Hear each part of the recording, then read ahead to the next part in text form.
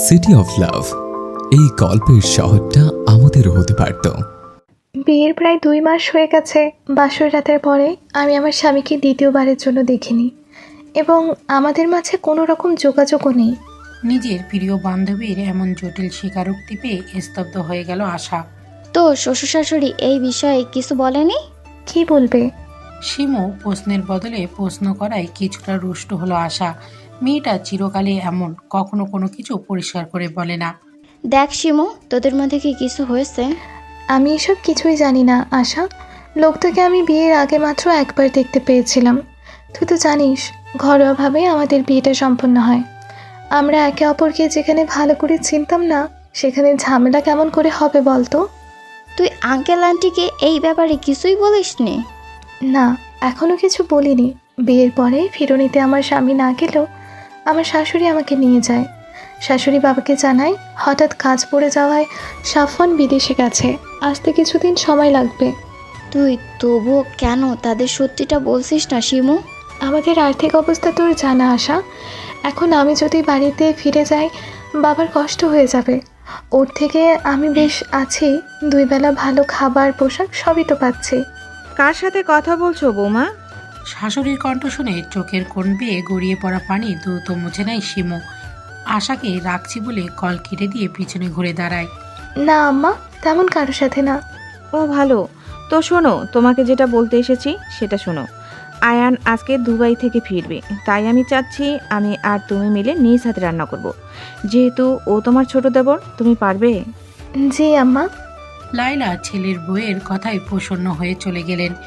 আয়ানকে শিমু কখনোই বাস্তবে দেখেনি। 2 একবার তার ননদ আনিকা আয়ানকে দেখিয়েছে ছবিতে আর ভিডিও কলে একবার কথা হয়েছে। তাই সে বিয়েটা হুট করে হয়ে যাওয়ায় সে সেখানে উপস্থিত ছিল না। ব্যাস, আয়ানের ব্যাপারে সে এতটুকুই জানে। শিমু তার কোমর পর্যন্ত চুল হাত খোপা করে মাথায় ওড়না পেঁচিয়ে রান্নাঘরের দিকে ছুটল। যাওয়ার পথে তার দাদি শাশুড়ি রাজিয়া বেগমের সাথে দেখা হলো। মহিলা যদিও শিমুকে খুব একটা পছন্দ করে না, তবুও শ্রদ্ধার খাতিরে শিমু তাকে জিজ্ঞাসা করলো, দাদি, আপনার কি কিছু লাগবে? রাজিয়া বেগম মুখ কালো করে বললেন, আমার কিছু দরকার নেই, তবে দেখো স্বামীকে পটাইতে না পেরে আবার দেবরকে পটিও না। মহিলার কথা শুনে এক মুহূর্তে অন্তর বিষে উঠল শিমুর। কতটা নীচ মানসিকতা তার সেটা শিমু বুঝতে পারল। রাজিয়া বেগম বিয়ের পরের দিন থেকে কোনো অজানা কারণে তাকে সবসময় কটু কথা শোনায়। নিজের কষ্টকে নিজের বুকেই মাটি চাপা দিয়ে রান্নাঘরের দিকে ছুটল শিমু। শাশুড়ির হাতে হাতে কাজ করতে করতে প্রায় সন্ধে লেগে গেল তার। তাই কাজ শেষে ফ্রেশ হতে সে নিজের জন্য বরাদ্দ কক্ষে চলে গেল। সে প্রায় 30 মিনিট নিয়ে গোসল সেরে মাগরিবের নামাজ পড়ে কিছু বই পড়ছিল শিমু। ভাবি ভাবি, দ্রুত আমার সাথে নিচে চলো, দেখো কে এসেছে। আনিকার কথায় দ্রুত যায় নামাজ ভাজ করে আনিকার সাথে নিচে এলো শিমু। যদিও সে জানতো আজকে তার দেবর আসার কথা, কিন্তু দেবরের সাথে নিজের স্বামীকে দেখে ভীষণ অবাক হলো সে। অস্পষ্ট স্বরে বলল, সাফওয়ান। পরিস্থিতি অনেকটাই জটিল হয়ে উঠল চারিদিকে। গোমট পরিস্থিতি বিদ্যমান। সকল নিস্তব্ধতাকে ভেঙে দাদি দৌড়ে চলে গেল তার 2 আদরের নাতির কাছে। এমনিতেই এই মহিলা যদিও ভালো করে হাঁটতে পারে না, কিন্তু তার আদরের নাতিদের দেখলে তার যেন 10 বছর বয়স কমে যায়। সাফু আমার, ওই ছিলি পরের মায়ের জন্য তুই কেন বাড়ি ছাড়বি? আবারও রাজিয়ার কথায় শিমুর মন তিক্ত হলো। সাফওয়ানের চলে যাওয়ার পিছনে সে তো দায়ী নয়, তবে প্রতিবার তাকে কেন দায়ী দেয় এই মহিলা? শিমু শাশুড়ি শান্ত দৃষ্টিতে 2 ছেলের দিকে কিছুক্ষণ তাকিয়ে থেকে বললেন, তোমরা ফ্রেশ হয়ে খেয়ে নাও, আমি কাল সকাল 10টায় তোমাদের সাথে কথা বলবো। শিমু শ্বশুর আলতাফ শান্ত মস্তিষ্কের একজন ব্যক্তি, তাই তিনি এই জটিল পরিস্থিতি সামাল দেবার জন্যই কিছুটা সময় নিলেন। আলতাফ তার কথা শেষ করে নিজের কক্ষে চলে গেলেন। লাইলা বেগম বুঝতে পারলেন তার স্বামী তার ছেলের প্রতি ভীষণ রাগান্বিত, কিন্তু সাফওয়ান ক্লান্ত থাকায় কিছুই বললেন না। তার ছেলে যতই অপরাধ করুক না কেন, শিমুর নিজেকে এখানে বড্ড বেমানান লাগছে। তার তথাকথিত স্বামী তার দিকে এক পর্যায়ে একেবারের জন্য তাকায়নি। আয়ান শিমুর অস্বস্তির কিছুটা আন্দাজ করে। ভাবি, আপনি দূরে কেন দাঁড়িয়ে আছেন? ভাইয়ার পাশে এসে দাঁড়ান। যদিও আয়ান শিমুর অস্বস্তির কমানোর জন্য বলেছিল, কিন্তু শিমুর কাছে অস্বস্তি কমার বদলে আরেক গুণ বেড়ে গেল। রাজিয়া বেগম শিমুর দিকে মুখ বাঁকিয়ে বলল, ও যে মেয়ে, স্বামীর কদরিতে বোঝে না, ও কি কইরা স্বামীর দরদ বুঝবো। লাইলা শাশুড়ির প্রতি ক্ষিপ্ত কণ্ঠে বললেন, আপনার নাতি সেরকম কদর দেবার স্বামী না। অন্যের মেয়ের জন্য নিজের ছেলের কথা শুনোই না লায়লা। আপনিও নিজের নাতির দোষ ঢাকতে আসবেন না। আয়ান, তোর ভাইকে নিয়ে ঘরে যা। আয়ান সাফওয়ানকে নিয়ে ঘরে চলে গেল। শিমু দেখল তার পাথরের মতো স্বামী তার পাশ কাটিয়ে চলে যাওয়া। কথা বলা তো দূর, একবার নিজের বিবাহিত স্ত্রীর দিকে তাকালো না পর্যন্ত। শিমুর চোখে কোণ বেয়ে কয়েক ফোঁটা জল গড়িয়ে পড়ল। নিজের জন্য বরাদ্দকৃত রুমে চলে গেল। সে তার স্বামীর কক্ষে থাকে না, ইচ্ছা করেই থাকে না। যে মানুষটার প্রতি তার কোনো অধিকার নেই, তার ঘরের প্রতি অধিকার দেখিয়ে কী লাভ। শিমু খাবারগুলো টেবিলে গুছিয়ে রেখে নিজের রুমে চলে গেল। নিজের ঘরে এসে দরজাটা বন্ধ করে আয়নার সামনে দাঁড়ালো নিজের কমতে খুঁজতে। মাথার খোপা খুলে দিতেই কালো কেশগুলো পুরো পিঠ জুড়ে ছড়িয়ে পড়ল। আয়নার সামনে দাঁড়িয়ে থেকে শিমু নিজেকেই প্রশ্ন করল, কি লাভ এই রূপ গুণ দিয়ে, যেই রূপে আর গুণে স্বামীকেই মুগ্ধ করতে পারলাম না। নিজের সাথে কথা বলতে বলতেই শিমু হাঁটু মুড়ে বসে পড়ল মেঝেতে। চোখ দুটোতে অশ্রুর কণা ঝর্ণা শুরু হলো। বরফ যেমন পানির ফোঁটা আকারে ভূপৃষ্ঠে পানির ফোঁটার আকারে পতিত হয়ে বৃষ্টিপাতের সৃষ্টি করে, তেমনি শিমুর বুকে যেমন অভিমানগুলো সব পানির ফোঁটার আকারে চোখ দিয়ে গড়িয়ে পড়ছে। সাফওয়ান দীর্ঘ সময় শেষে শাওয়ার নিয়ে ফ্রেশ হয়ে বের হলো। বের হতে বিছানায় বসে থাকা বোনের দিকে নজর পড়ল। আনিকা ভাইয়ের উদ্দেশ্যে চেঁচিয়ে বলল, ভাইয়া, তুমি আসবে বললে না যে? সারপ্রাইজ দিলাম। নিজের কথা শেষ করে টাওয়াল দিয়ে চুল মুছতে শুরু করলো। আনিকা কিছুক্ষণ গালে হাত দিয়ে আবার ভাইকে উদ্দেশ্য করে বলল, কাকি ভাইয়া? সাফওয়ান এবার বোনের মাথায় জোরে গাঁটটা মারল। অনার্স পড়ুয়া ছাত্র যে এত গাথি হয় সেটা তোকে না দেখলে বুঝতেই পারতাম না আমি। ভাবিও তো অনার্সেই পড়ে। সাফওয়ান ভুরু কুঁচকে জিজ্ঞাসা করলেন, কোন ভাবে? আনিকা ভীষণ মজা পেল। সেও অনুরূপভাবে ভাইয়ের মাথায় গাঁটটা মেরে বলল, অফিসের বস যে এত বোকা হয় সেটা তো তোমাকে না দেখলে জানতেই পারতাম না। তুমি এত বড় গাধা যে নিজের ও কোন ইয়ারে পড়ে সেটাই জানো না। নিজের বাক্য সম্পন্ন করে আনিকা দ্রুত ভাইয়ের কক্ষ ত্যাগ করলো। সাফওয়ান এবার হাতের টাওয়ালটা নামিয়ে টি টেবিলের উপর রাখলো। মনে মনে কিছু একটা ভেবে মুচকে হাসি দিল একবার। একটা দীর্ঘ রাত কেটে গিয়ে নতুন একটি সকাল হলো। সেই সকাল কারোর জন্য সুখ আনন্দ বয়ে আনে, আবার কারোর জন্য আনে বিষাদ আর মর্ম পীড়া। সকালে উঠে নির্দিষ্ট সময়ে সালাত আদায় করে নিজের কাজে লেগে পড়লেন শিমু। সঙ্গে বাড়ির কাজের বুয়া রহিমা খালা আর শাশুড়ি লায়লা বেগমও আছেন। লাহেলা আর রাহিমা গল্পে মশগুল হয়ে আছে। শিমু টুকটাক তাদের কথা শুনছে আর কাজ করছে। হঠাৎ অপ্রত্যাশিতভাবে রান্নাঘরে আগমন হয় রাজিয়া বেগমে। শিমু এই বাড়িতে বউ হয়ে আসার পরে রান্নাঘরে এই মহিলাকে বলতে গেলে আসতেই দেখেনি। কারণ শিমু যতটুকু জানে রাজিয়া বেগমের আগুনের তাপ মোটেও সহ্য করতে পারেন না, তার নাকি মাথা ব্যথা করে। শিমুর অবাক হওয়া দেখে রাজিয়া বেগম শিমুর দিকে মুখ বাঁকালেন। এই মেয়েকে তার শুরু থেকেই পছন্দ না।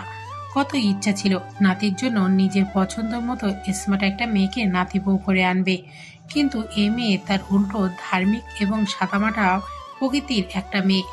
রাজিয়া বেগম শিমুকে ঠেলে সরিয়ে দেখলো কি কি রান্না হচ্ছে। মোটামুটি 4-5 পদ তৈরি হয়েছে, তবুও সে প্রসন্ন হল না।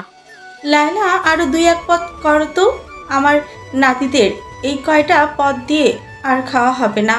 শিমু যদিও কিছু মুখে বলতে পারল না, মনে মনে সে ভীষণ ক্ষুব্ধ হলো। মুখে বলা খুবই সহজ, কিন্তু রান্না ঠিক করা ততটাই কষ্টকর। মনে হয় না মা, আমার ছেলেরা সকালে এত খাবার খাবে। ছেলের বইয়ের কথায় রাজিয়া বেগম মুখ কালো করে রান্নাঘর থেকে বের হয়ে গেলেন। মনে মনে ভাবলেন, নিজের ছেলেকে তো হাত করতে পারলেন না, কিন্তু নিজের নাতিকে হাত করে ঠিকই এদের সায়স্তা করবেন। খাবার টেবিলে সব খাবার গুছিয়ে রাখছিল শিমু আর রহিমা। লায়লা বেগম রুমে গেছেন ফ্রেশ হতে। এরই মাঝে বাড়ির সবাই এক একে খাবার টেবিলে এসে বসতে শুরু করলো। আনিকা চোখ ডলতে ডলতে খাবার টেবিলে এসে বসলো, কিন্তু খাবারের দিকে তাকাতেই তার চোখের থেকে সমস্ত ঘুম উড়ে গেল। ভীষণ খুশি হয়ে খাবারে হাত দিতে যাবে, অমনি আয়ান এসে বোনের হাতে চাটি মারল। আয়ানের এহেন কাজে প্রচন্ড বিরক্ত হলো আনিকা। তুই দেখিস, তোর বউকে আমি কোনো বেলায় শান্তিতে খেতেই দেব না। আমার বউ কি তোরটা খাবে নাকি আমারটা? কি তোরটা খাই না বাবারটা? যারটাই খাস মুটিয়ে যাচ্ছিস দেখছিস না? আমি মুটিয়ে যাচ্ছি? এত বড় কথা বলতে পারলি তুই? এই থামবি তোরা? বাবার কণ্ঠ পেয়ে দুই ভাই বোন একেবারে চুপ হয়ে গেল, কিন্তু একে অপরের চোখ দিয়ে শাসাতে মোটেও ভুলল না। শিমু এদের দুই ভাই বোনের দুষ্টু মিষ্টির ঝগড়া দেখে নিজের বোনেদের কথা চিন্তা করলো। শিমুরা 4 বোন। শিমু বড় বোন বিয়ে হয়েছে 5 বছর আগে। অভাবের সংসার হয় তার বাবা খুব দ্রুতই তার বড় বোনকে বিয়ে দিয়ে দেন। আর তার ছোট দুজন যমজ আছে, যাদেরকে জন্ম দিতে গিয়ে তার মা পৃথিবীর মায়া ত্যাগ করে চলে যান। শিমু অনুভব করলো ওর নিজের বোনেদের কথা মনে পড়ছে। এই মেয়ে দাঁড়িয়ে না থেকে আমাদের খেতে দিবে তো, নাকি নাকি না খেয়ে বসে থাকতে হবে? রাজিয়া বেগমের কথাই হুঁশ ফিরল শিমুর। ইতিমধ্যে শাশুড়ি বাদে টেবিলে সবাই উপস্থিত। শিমু একা একে সবার প্লেটে খাবার বাড়ছিল। নিজের স্বামীর প্লেটে বাড়তে গিয়ে হাত থেমে গেল। অদৃশ্য জড়তা তাকে আঁকড়ে ধরল। সাফওয়ান শিমুর হাতের দিকে তাকিয়ে রইল কিছুক্ষণ, কিন্তু মুখে টু শব্দটিও করল না। রাজিয়া বেগম বিরক্তি হলেন ভীষণ। শিমুর হাত থেকে খাবারের চামচ কেড়ে নিয়ে নিজেই বেড়ে দিল প্রাণপ্রিয় নাতিকে। প্রথমবার রাজিয়ার কাজটাকে মনে মনে ভালো লাগলো শিমুর। সিমু, তোমায় খাবার সার্ভ করতে হবে না, তুমিও আমাদের সঙ্গে বসো। আব্বু আম্মা আসুক, আমরা একসাথে খেতে বসবো। আলতাপার কিছু বললেন না। নিজের খাওয়া শেষ করে দুই ছেলেকে তার কক্ষে যেতে বলে নিজের কক্ষে প্রস্থান করলেন। শিমু নিজের কক্ষে বসেছিল। প্রয়োজন ছাড়া সে খুব একটা নিজের কক্ষের বাইরে যায় না। আসবো ভাবি? শিমু দরজার দিকে তাকিয়ে দেখলো আনিকা এসেছে। মেয়েটা খুবই মিষ্টি স্বভাবের, ব্যবহারও খুব সুন্দর। এই বাড়িতে আসার পর মেয়েটা তাকে যতবার ডাক দেয় ততবারই তার মধ্যে ভালো লাগা কাজ করে। মেয়েটা তার 1 বছরের জুনিয়র, কিন্তু ভালোবাসা আর সম্মান এই মেয়েটার থেকেই সবচেয়ে বেশি পেয়েছে সে। আসো না, আমার ঘরে আসতে তোমার কোনো অনুমতি নিতে হবে না। তবুও ভাবি, অনুমতি ব্যতীত কারো রুমে আসা ঠিক না। ওকে ওকে, তোমার যেটা ভালো লাগে তুমি সেটাই করবে। আনিকা শিমুর পাশে গিয়ে বসলো। জানো ভাবি, এই বাড়িতে তুমি আসার আগে আমার কোনো গল্প করার মানুষই ছিল না, কিন্তু তুমি আসার পরেই আমি আমার মনের কথাগুলো কোনো সংকোচ ছাড়াই বলতে পারি। তো গল্প বুড়ি, আজকে কি নিয়ে গল্প করবেন আপনি? সাফওয়ান ভাইয়াকে নিয়ে শুনবে তুমি? শিমুর হাসি মাখা মুখটা এক মুহূর্তেই মলিন হয়ে গেল। এই লোকটা তার মনের কোণে শুধু ঘৃণায় সৃষ্টি করেছে। তার জানা মতে কোনো আদর্শবান পুরুষই বিয়ে করে বউকে একা ফেলে চলে যাবে না। এর ফলে সেই মেয়েটাকে কতটা কষ্ট পোহাতে হয় সেটা শুধু সেই জানে। শিমুর থেকে কোনো উত্তর না পেয়ে আনিকা বুঝতে পারল সে ভুল জায়গায় ভুল কথা বলে ফেলেছে। যেটা করা তার মোটেও ঠিক হয়নি। তাই সে নিজের কথাকে অন্যদিকে ঘোরালো। সাফওয়ান ডাইনিং রুমে সবাই কোলের উপর ল্যাপটপ নিয়ে বসেছিল। লায়লা নিজের ছেলের পাশে গিয়ে বসলেন। সে সাফওয়ানকে এখনো বুঝতে পারে না। চেনা ছেলেটা কেমন অচেনা হয়ে গেছে। সকালে আলতাফ নিজের ছেলেদের সাথে প্রায় 2 ঘন্টা কথা বলেছেন। কি বলেছেন তার কিছুই লায়লা জানে না। তবে যতটুকু জানে তার ছেলে একটা মেয়ের প্রতি অন্যায় করেছে। মেয়েটাকে নিজে পছন্দ করে নিজের ছেলের বউ করেছিল সে। কত আশা নিয়ে মেয়েটাকে নিয়ে এসেছিল এই বাড়িতে, কিন্তু কি পাচ্ছে মেয়েটা? মাকে লক্ষ্য করে নিজের কোলে থাকা ল্যাপটপটা বন্ধ করলো সাফওয়ান। মা কি নিয়ে কথা বলবে সাফওয়ান তার কিছুটা আন্দাজ করতে পারল। কোনো কিছু না বলেই মায়ের কোলে টান টান করে শুয়ে পড়ল। ছেলের আচমকা কোলে শুয়ে পড়ার কিছুটা বিস্ময় হলো লায়লা। কিছু বলতেই যাবেন তার মাঝেই সাফওয়ান মায়ের কাছে একটা আবদার করলো। মা, একটু আমার মাথায় হাত বুলিয়ে দাও না। ছেলের আবদার লায়লা বেগম ফেলতে পারলেন না। কিছুক্ষণ পিনপতন নীরবতা চলল মা ছেলের মাঝে। নীরবতা ভেঙে সাফওয়ান বলতে শুরু করলো। মা, আমি দুঃখিত। নিজের ভালো মতো এখন আমি বুঝতে পারিনি। নিজের তাড়াহুড়া নিয়ে ভুল সিদ্ধান্তকে সবসময় সঠিক মনে করেছে। নিজের মায়ের কথা অপক্ষ স্ত্রীকে অবহেলা করেছে। মা, আমি বুঝতে পেরেছি আমার করার চরম অন্যায়। নিজের কথা শেষ করে সাফওয়ান একটা দীর্ঘশ্বাস নিল। মা, তুমি বলতে না আয়ানের বিবেক বুদ্ধি কম, কিন্তু জানো মা, আয়ান খুবই বুদ্ধিমান একটা ছেলে। ও না বোঝালে আমি আমার চরম বোকামিটা করিয়ে যেতাম। মা, আমি তোমাকে কথা দিচ্ছি, এর পরের থেকে আমি আর কোনো বোকামি করব না, প্রমিস। দেরি করে হলেও যে ছেলেটা সঠিকটা বুঝতে পেরেছে তার জন্য লায়লা বেগম প্রচণ্ড খুশি হলেন। আমারও কিছুটা ভুল আছে, আমারও উচিত হয়নি তোমাকে বিয়ের জন্য ফোর্স করা, কিন্তু আমিও নিরুপায়। নিজের ছেলের ভালোর জন্য আমি স্বার্থপর হয়েছিলাম। বাবা, অতীত সবারই থাকো, কারো ভালো কারো আবার খারাপ। আমি চাই তুমি তোমার এই পুরনো জরাজীর্ণ জীবনকে পিছনে ফেলে বর্তমান জীবনকে সুন্দর করে তোলো। ভাইয়া, এটা কিন্তু ঠিক না। তুমি বউয়ের কোলও দখল করবে, আবার মায়ের কোলও দখল করবে, আর আমি এগুলো তাকিয়ে তাকিয়ে দেখবো। আমার নয় বউয়ের আদরের বয়স হয়নি, কিন্তু মায়ের আদরের তো বয়স আছে, তাই না কি? আয়ানের কথা শুনে সাফওয়ান মায়ের কোল থেকে উঠে আয়ানের কান ধরল। তোর এই ঠোঁটখারা স্বভাব যে কবে যাবে বলতো? বউ এনে দিলেই চলে যাবে। কি বললি? না মানে আর করবো না, সরি। দুই ছেলের কাণ্ড দেখে লায়লা উচ্চ শব্দে হেসে দিলেন। কে বলবে এরা বড় হয়েছে? জীবন বড্ড ভয়ঙ্কর, নাটকের চেয়েও নাটকীয়, ভাবনার চেয়েও অভাবনীয়। সময়ের পরিক্রমায় কালো ছায়ার মোড়া, কিছুটা আশা আর কিছুটা ভ্রম। জীবনের সংজ্ঞা কোনো ব্যক্তি নির্দিষ্টভাবে নিতে পারে না, কারণ এটি অসমাপ্তরাল পথের বাঁকের মতো। তাই জীবনের সমীকরণকে সহজ ভাবা অন্যায়। রাতের আকাশ জুড়ে তারা মিটমিট করে জ্বলছে, অপরূপ সৌন্দর্য ছড়াচ্ছে পুরো পৃথিবী জুড়ে। ছাদে দাঁড়িয়ে থাকা এক তরুণী নিজের ছোট্ট জীবনের জটিল সব সমীকরণ মেলাতে ব্যস্ত, কিন্তু বেলা শেষে সে হতাশ। রাতের শীতল পরিবেশ অনুভব করার জন্য সাফওয়ান আর আয়ান ছাদে এসেছিল। হঠাৎ তাদের দুজনের চোখ পড়ল সাদা ওড়নায় মাথায় মোড়ানো এক নারী অবয়বের দিকে। আয়ানকে হতে পারে বুঝতে পেরে নিঃশব্দে ছাদ থেকে প্রস্থান করে। ভাইয়ের উপস্থিতি বুদ্ধি দেখে সাফওয়ান মনে মনে খুশি হয়। এবার পূর্ণ দৃষ্টি দেয় সামনে থাকা নারী অবয়বের দিকে। সেই নারী নিজের ভাবনা নিয়ে এতই বেশি বিভোর যে ছাদে সে ব্যতীত যে অন্য কেউ উপস্থিত আছে সে সম্পর্কে তার কোনো ধারণা নেই। সাফওয়ান তার অর্ধাঙ্গিনীর দিকে কিছুক্ষণ তাকিয়ে রইল, অতঃপর মনে সব সংকোচ ভুলে প্রশ্ন করল, এত রাতের ছাদে একা কি করছেন? শিমু প্রথমে পুরুষালী কণ্ঠ পেয়ে কিছুটা ভরকে গেল। মাথা ঘুরিয়ে পিছনে ঘুরতেই তার নিঃশ্বাস ক্রমশ বেড়ে গেল, হাত পা জড় বস্তুর ন্যায় স্থির হয়ে গেল। নিজেকে স্বাভাবিক করতে শিমু কয়েকবার চোখের পলক ফেলল। কিছুটা স্বাভাবিক হতেই সাফওয়ানকে নিজের দিকে এগিয়ে আসতে দেখে শিমুর মনে হলো তার বুকের মধ্যে কে যেন ঢাকঢোল বাজাচ্ছে। সাফওয়ান শিমুর অস্বস্তি কিছুটা বুঝতে পারল, তবুও সে নির্বিকার হয়ে নিজের অর্ধাঙ্গিনীর সামনে এসে দাঁড়ালো।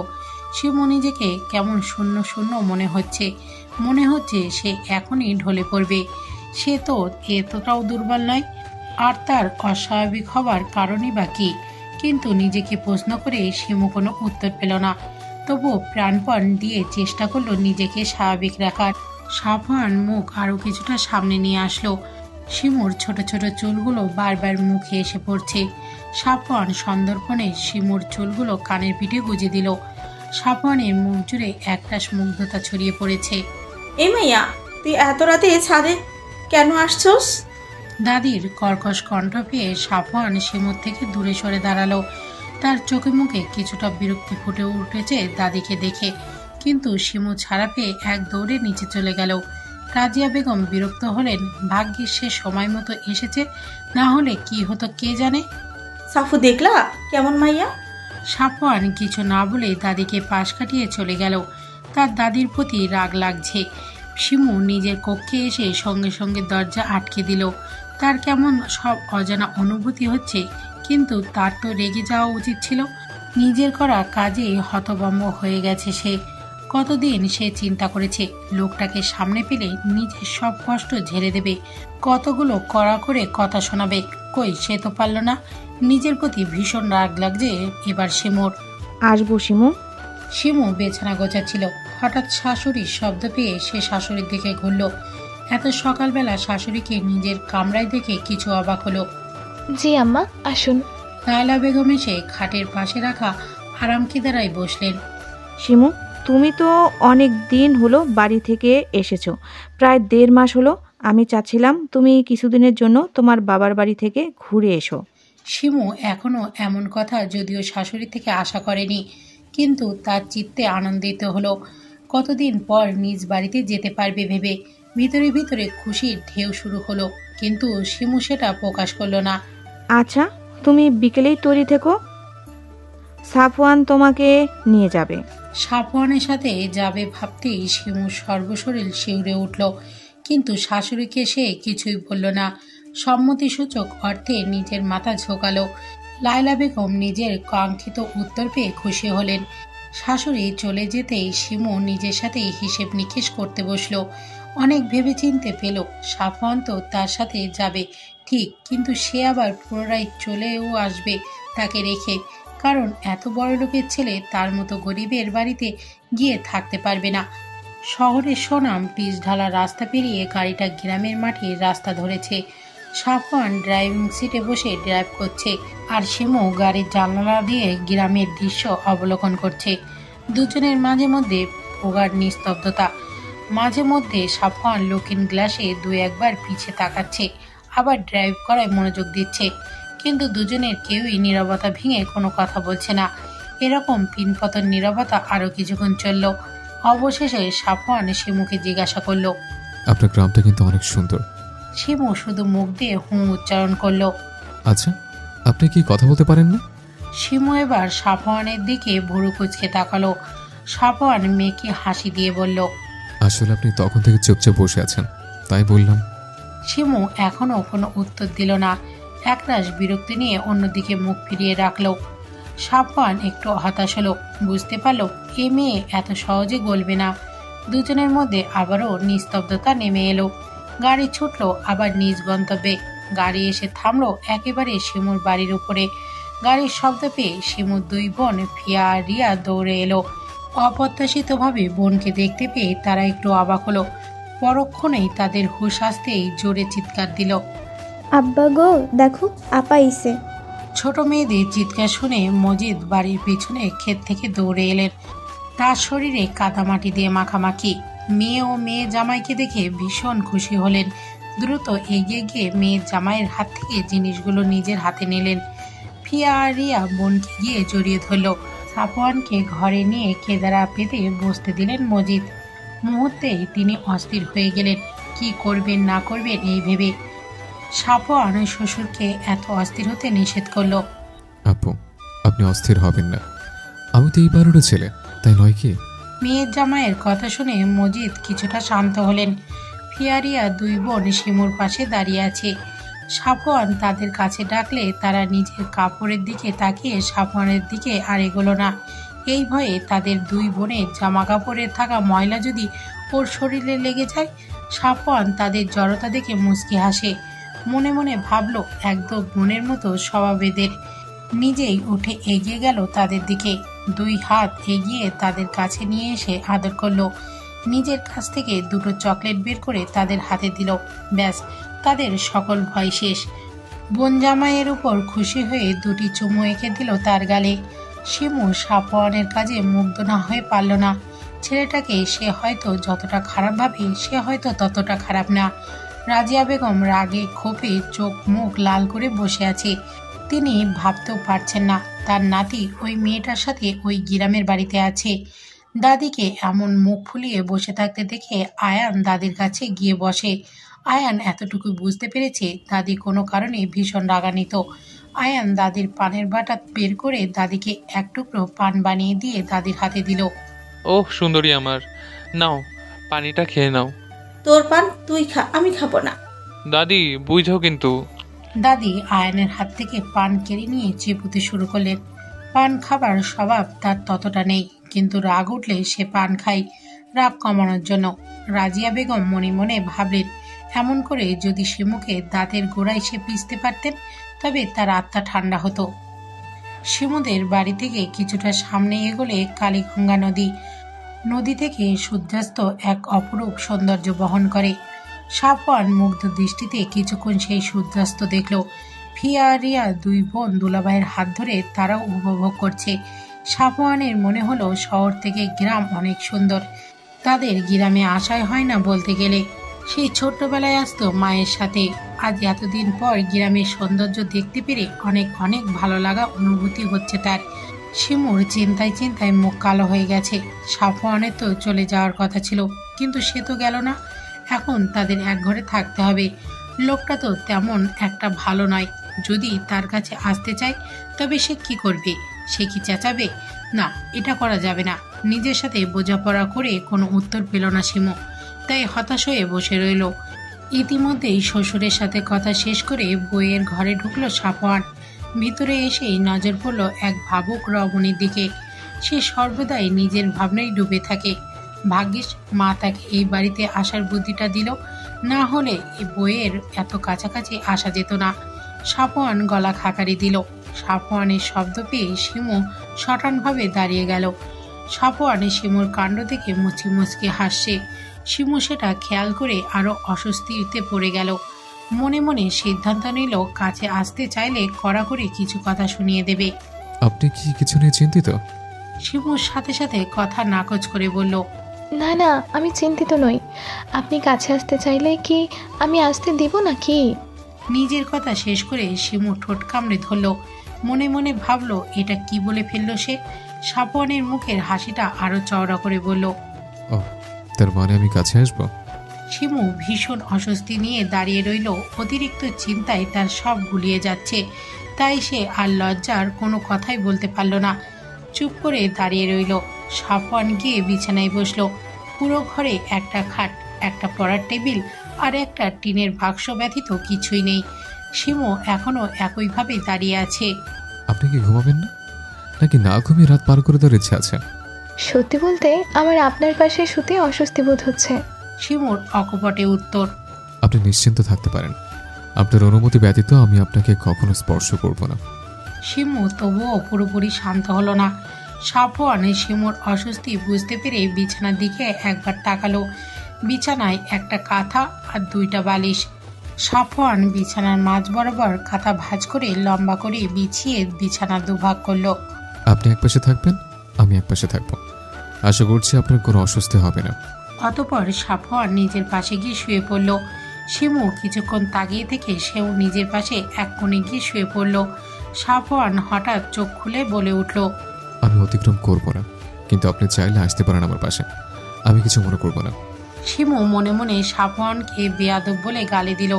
তারপর ক্লান্ত থাকায় চোখ বন্ধ করতে গভীর ঘুমে তলিয়ে গেল। সাফওয়ান কিছুক্ষণ ঘুমের অভিনয় করে শুয়েছিল। শিমু ঘুমিয়েছে বুঝতে পেরে সাফওয়ান চোখ মেলল। মেয়েটা তার দিকে পিঠ করে শুয়ে আছে। সাফওয়ান আস্তে করে বিছানা ছেড়ে উঠল। শিমু যে পাশ করে শুয়েছিল ঠিক সেই পাশে গিয়ে দাঁড়ালো। শিমু গভীর ঘুমে তলিয়ে থাকায় সে বুঝতে পারল না তার দিকে কে গভীরভাবে তাকিয়ে আছে। সাফওয়ান শিমুর ঘুমের সুযোগ নিয়ে মুগ্ধ চোখে তাকিয়ে রইল। নিজের করা ভুলগুলো চরমভাবে অনুভব করলো। আজকে তাদের সম্পর্ক সাধারণ স্বামী স্ত্রীর মতোই হতে পারত, কিন্তু সে তো নিজের রাগ ক্ষোভকে প্রাধান্য দিয়ে চলে গিয়েছিল। কোনো মেয়েই চাইবে না তার স্বামী তাকে বিয়ের পরে একা ফেলে চলে যাক। মেয়েটার সাথে এতটুকু সময় থেকে সে যতটুকু বুঝতে পেরেছে, মেয়েটা ভীষণ চাপা স্বভাবের। বুক ফাটবে কিন্তু মুখ ফুটবে না। সাফওয়ানের খুব ইচ্ছে করলো নিজের হাত দিয়ে শিমুর গাল স্পর্শ করার, কিন্তু পরক্ষণেই নিজের করা ওয়াদার কথা মনে করে হাত সরিয়ে নিল। সব যখন সেই শুরু করেছে, তখন সেই শিমুর ভালোবাসা জয় করে নেবে, এতে যতই তারে কাঠখড় পোড়াতে হোক না কেন তাকে। সকালের আজানের আওয়াজ পেয়ে ঘুম ছুটে গেল শিমুর। নিজের দিকে তাকাতেই অবাক হলো, তার শরীরে কাঁথা দিয়ে জড়ানো।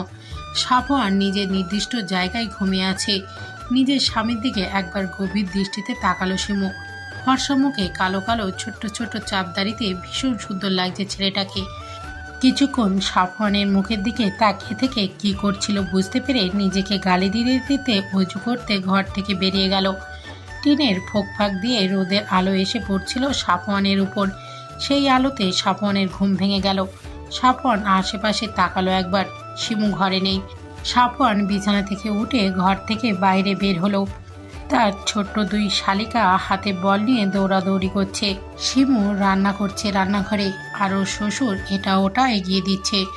সাফওয়ান অনুভব করলো তার শাশুড়ি থাকলে হয়তো তার আতরটা আরো কয়েক গুণ বেড়ে যেত। সাফওয়ান শালিকাদের কাছে গেল। ফিয়ারিয়া সাফওয়ানকে কাছে পেয়ে বায়না করলো তাদের সাথে বল খেলতে। সাফওয়ান তাদের অনুরোধ ফেলতে পারল না। তাদের সাথে খেলতে খেলতে বলটা একটু ঝোপের আড়ালে চলে গেল। ফিয়ারিয়া আনতে যেতে চাইলে সাফওয়ান তাদের রেখে নিজে বল আনতে গেল। ঝোপঝাড়ের নিচে নিচু হয়ে বল আনতে গিয়ে ভুলবশত ঝোপের কাটার পরনে শার্ট ভেদ করে পিঠে ঢুকে গেল। ব্যথায় মুখ থেকে শব্দ বের হয়ে আসলো সাফওয়ানের। তবুও কষ্ট করে বলটা উদ্ধার করে শালিকাদের হাতে ধরিয়ে দিল। রিহা রক্ত দেখে ভয় পেয়ে চিৎকার করে উঠল। দুলাভাই, রক্ত! রিহার চিৎকার শুনে শিমু দৌড়ে এলো। দেখলো সাফওয়ানের পিঠ থেকে শার্ট ভেদ করে রক্ত বেরোচ্ছে। শিমু দ্রুত এগিয়ে গেল সাফওয়ানের দিকে। শার্টটা খুলেন। আমার তেমন ইনজুরি হয়নি তো। চুপ করুন তো, আপনি কি কোনোভাবে শার্ট খুলতে লজ্জা পাচ্ছেন নাকি? সাফওয়ান ভাবলো সে কি মেয়ে নাকি লজ্জা পাবে। সাফওয়ান এক টানে শার্ট খুলে ফেলল। শিমু দেখলো এক জায়গায় কাটা ফুটে গেছে, আরেকটা জায়গায় বেশ অনেকটা আঁচড় লেগেছে। শিমু দ্রুত কাটা টান দিয়ে বের করলো। সাফওয়ান ব্যথায় চোখ মুখ কুঁচকে নিল। অতঃপর শিমু কাটা জায়গায় পরিষ্কার করে মলম লাগিয়ে দিল। আপনি ঝোপঝাড়ের ভেতরে কেন গেছিলেন? দেখতেই তো পাচ্ছ ওখানে বেলের কাঁটা আর খেজুরের কাঁটা রাখা। সাফওয়ান চোখ বড় করে তাকালো। বেলের কাঁটা আর খেজুরের কাঁটার ভয়াবহতার কথা শুনেছে সে, আজকে প্রত্যক্ষ দর্শনীয় হলো। শিমু এবার সাফওয়ানের উন্মুক্ত বুকের দিকে নজর গেল। শার্টলেস বুকে বলতে গেলে তেমন একটা লোম নেই, বেশ আকর্ষণীয় লাগছে দেখতে। শিমু অন্যদিকে ঘুরে ঢোক গেল, মনে মনে বলল, লোকটা কি জিম করে নাকি? সাফওয়ান শিমুর চোখ ঘুরিয়ে নেওয়া দেখে মনে মনে হাসলো, ভাবলো, বউ যদি এত আদর করে মেডিসিন লাগিয়ে দেয় তবে একটু আধটু ব্যথাতে কিছুই হয় না। রিয়া রিয়া অসহায়ের মতো বোন জামাইয়ের দিকে তাকিয়ে আছে। এই ভেবে তাদের কারণে তাদের দুলাভাইকে এত কষ্ট পোহাতে হচ্ছে। মানুষ সামাজিক জীব, মানুষ একাকী জীবনযাপন করতে পারে না, তার জন্য গড়ে ওঠে পরিবার। পরিবারের মানুষগুলো একে অপরের সাথে গভীর বন্ধনে আবদ্ধ থাকে, কিন্তু সেই বাঁধন ছেদ করে মেয়েদের চলে যেতে হয় শ্বশুর বাড়ি। এক মুহূর্তেই পর হয়ে যায় নিজের পরিবার, আর শুরু হয় অন্য পরিবারের সাথে মানিয়ে চলা। এই জটিল সময়টাতে প্রত্যেকটা মেয়ের সাথে তার স্বামীর ভালোবাসাটা থাকা প্রয়োজনীয়। গাড়িতে চুপ করে মন খারাপ করে বসে আছে শিমু। ভেবেছিল এতদিন পর বাড়িতে এসেছে, কিছুদিন থাকতে পারবে, কিন্তু আফসোস সেটা আর হলো না। সকালে আয়ান ফোন করেছিল, বলল দাদি নাকি বাথরুমে পড়ে গিয়েছে, যার ফলে পায়ে ভীষণ ব্যথা পেয়েছে। সাফওয়ানকে বারবার নাকি দেখতে চাইছে, তাই এত তাড়াহুড়ো করে চলে আসা। শিমু ইচ্ছা করছিল না বাবা আর ছোট বোন দুটোকে ফেলে আসতে। বাবা একাকী এই বয়সে থাকাটা অনেক কষ্টের, তারপরে তার ছোট দুই বোনও মায়ের আদর থেকে বঞ্চিত। কত বলেছে বাবাকে, বাবা আরেকটা বিয়ে করো, কিন্তু বাবা মানতে নারাজ। কালকে রাতে সাফওয়ানও কথায় কথায় বলছিল, আব্বু, আপনার একজন সঙ্গীর প্রয়োজন, ফিহা রিহার একজন মায়ের প্রয়োজন। মজিদ একগাল হাসি দিয়ে বলেছিল, বাবা, ভালোবাসার মানুষটার জায়গায় তার জন্য একান্তই তোলা থাকে। তুমি যদি তাকে গভীরভাবে ভালোবাসো, তার অনুপস্থিতিতেও তোমার কখনো একা মনে হবে না, মনে হবে সে তোমার আশেপাশে আছে। আর ফিয়া রিহার কথা বলছো, ওদের জন্য আমি মা আনতে পারি, কিন্তু সেই মা যে ওদেরকে ভালোবাসবে তার কি গ্যারান্টি আছে? আর আমার জীবনে কোনো সঙ্গীর প্রয়োজন নেই। এক জীবনে যার সঙ্গ পেয়েছি তাকে ভেবেই চলে যাবে আমার। সাফওয়ান মুগ্ধ হয়ে শোনে তার শ্বশুরের কথা। ভালোবাসা যে কতটা সুন্দর শুধুমাত্র সেই ভালোবাসতে জানে, সেই তার প্রকৃতির অর্থ বুঝতে পারে। আর স্বামী স্ত্রীর মাঝে যে ভালোবাসা থাকে সেটা হয় পবিত্র, যার মাঝে রয়েছে অন্যরকম প্রশান্তি। শিমুর চিন্তাভাবনার মাঝেই গাড়ি এসে থামলো সাফওয়ানদের বাড়ির সামনে। সাফওয়ান নিজ স্ত্রীর দিকে একবার তাকিয়ে গাড়ি থেকে নেমে গেল। শিমুও বেরিয়ে এলো গাড়ি থেকে। দুজন একসাথেই ভেতরে আসলো। কলিং বেল চাপতেই রহিমে খালা এসে দরজা খুলে দিল। সাফওয়ান ভেতরে আসতেই দেখলো দাদি সোফার ওপর পা টান টান করে বসে আছে, পায়ে ব্যান্ডেজ করা। সাফওয়ান এগিয়ে গিয়ে দাদির পায়ের কাছে বসলো। কেমন আছো এখন? দাদি কাঁদো কাঁদো হয়ে উত্তর দিল, এই তো যা দেখতেছি। বাথরুমে পড়ে গেলে কি করে? কিভাবে যে পড়ে গেলাম। ও, তাহলে তুমি রেস্ট করো, আমি এখনই ফ্রেশ হয়ে আসছি। শিমু গুটিসুটি মেরে এক কোণে দাঁড়িয়েছিল। মনে মনে ভাবলো, মহিলাটা যতই খারাপ হোক, ব্যথা যেহেতু পেয়েছে তার একবার জিজ্ঞাসা করা উচিত। শিমু কাছে গিয়ে দাদি বলে ডাক দিল একবার। রাজিয়া বেগম অন্যদিকে মুখ ঘুরিয়ে নিলেন, যেন সব কিছুর জন্য শিমু দায়ী। শিমু কিছুটা অপমান বোধ করলো। আর কিছু না বলে নিজের ঘরে ফ্রেশ হতে যাবে, অমনি শাশুড়ির কথা থেকে যেন ছুটে আসলো, শিমু, ওই দিকে কই যাচ্ছ? জি আম্মা, ফ্রেশ হতে যাচ্ছি। ওইদিকে না, তুমি সাফওয়ানের ঘরে যাও। আমি তোমার সব কিছু ওই ঘরে রেখে এসেছি। কিন্তু আম্মা। আমি আশা রাখি তুমি আমার উপরে কোনো কথা বলবে না। দাদি মুখ বাঁকিয়ে ব্যঙ্গ করে বলল। আদিক্ষেতা। লায়লা বেগম তার কথার কোনো পাত্তা দিলেন না। শিমু গুটিয়ে গুটিয়ে পা দিয়ে সিঁড়ি ভাঙছিল। সাফওয়ানের কক্ষের দরজার সামনে গেল। দরজা খোলাই আছে, তবুও শিমু দরজায় খটখট আওয়াজ করলো। সাফওয়ান ভেতর থেকে আওয়াজ দিয়ে বলল, ভেতরে আসো। শিমু জানে এটা তাকে উদ্দেশ্য করে বলা হয়নি, তবুও সে ভেতরে গেল। সাফওয়ান বাথরুমে আছে, সেখান থেকে পানির শব্দ হয়ে আসছে। শিমু পুরো ঘরে চোখ বোলালো। অতঃপর তার নজর পড়ল ঘরে এক কোণে রাখা লাগেজগুলোর দিকে। সেখানে লায়লা তার পোশাক জিনিসপত্র রেখে গেছে। গুটি গুটি পায়ে সেদিকে গেল। লাগেজ খুলে একটা হালকা গোলাপি রঙের 3 পিস বের করলো। এরই মাঝে দরজা খোলার শব্দ এলো। শিমু দ্রুত পিছনে ঘুরল। সাফওয়ান দাঁড়িয়ে আছে আর তার দিকে হাঁ করে তাকিয়ে আছে। তাকে দেখেই মনে হচ্ছে সে এখানে শিমুকে দেখবে ভাবতেও পারেনি। পরনে একটা জিন্স প্যান্ট আর কালো রঙের গেঞ্জি আর কাঁধে টাওয়াল, চুল দিয়ে টপটপ করে পানির ফোঁটা পড়ছে। শিমু উঠে দাঁড়িয়ে নিজের লাগেজগুলোর দিকে ইশারা করে বলল, আম্মা বলেছে আজ থেকে এই রুমে থাকতে। সাফওয়ান লাগেজগুলোর দিকে তাকালে সে এগুলো কিছু খেয়াল না করেই ওয়াশরুমে চলে গিয়েছিল। মনে মনে মায়ের সিদ্ধান্তে খুশি হলো, কিন্তু শিমুকে কিছু বুঝতে দিল না। চুপচাপ রুম থেকে বেরিয়ে গেল। শিমু তার যাওয়ার দিকে তাকিয়ে ভাবল, লোকটা কি তার এই ঘরে আসাতে বিরক্ত হয়েছে? সাফওয়ান নিজের রুম থেকে বেরিয়ে মায়ের কাছে গেল। মাকে একটা বিশাল ধন্যবাদ দিতে হবে মনে মনে আওড়ালো। আসলে মা গ্রেট।